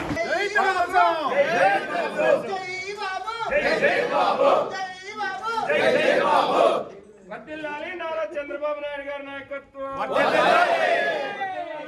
చంద్రబాబు నాయుడు గారి నాయకత్వం. జెండాల దగ్గర నుండి, ర్యాలీ ప్లానింగ్ దగ్గర నుండి, వెన్యూ, ఇతరత్ర అన్ని అంశాలు మీరు చూస్తున్న ప్రతి మైన్యూట్ డీటెయిల్ కనుక కూడా కొన్ని మెదళ్ళు, కొన్ని చేతులు, కొన్ని హృదయాలు చాలా కష్టించి పనిచేశారు.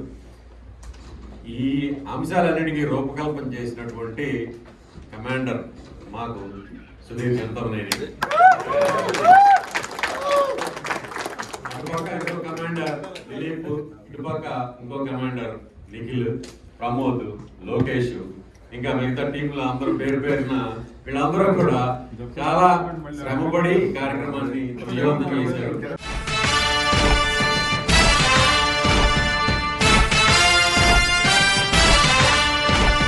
కదలి రండి తెలుగుదేశ కార్యకర్తలారా,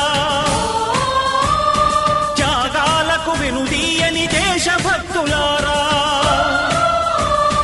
కదలి రండి తెలుగుదేశ కార్యకర్తలారా, త్యాగాలకు వెనుదీయని దేశభక్తులారా. నందమూరి ఆశయ రథ సారథ్యం మీదే, చంద్రబాబు స్వర్ణాంధ్రకు నిర్మాతలు మీరే.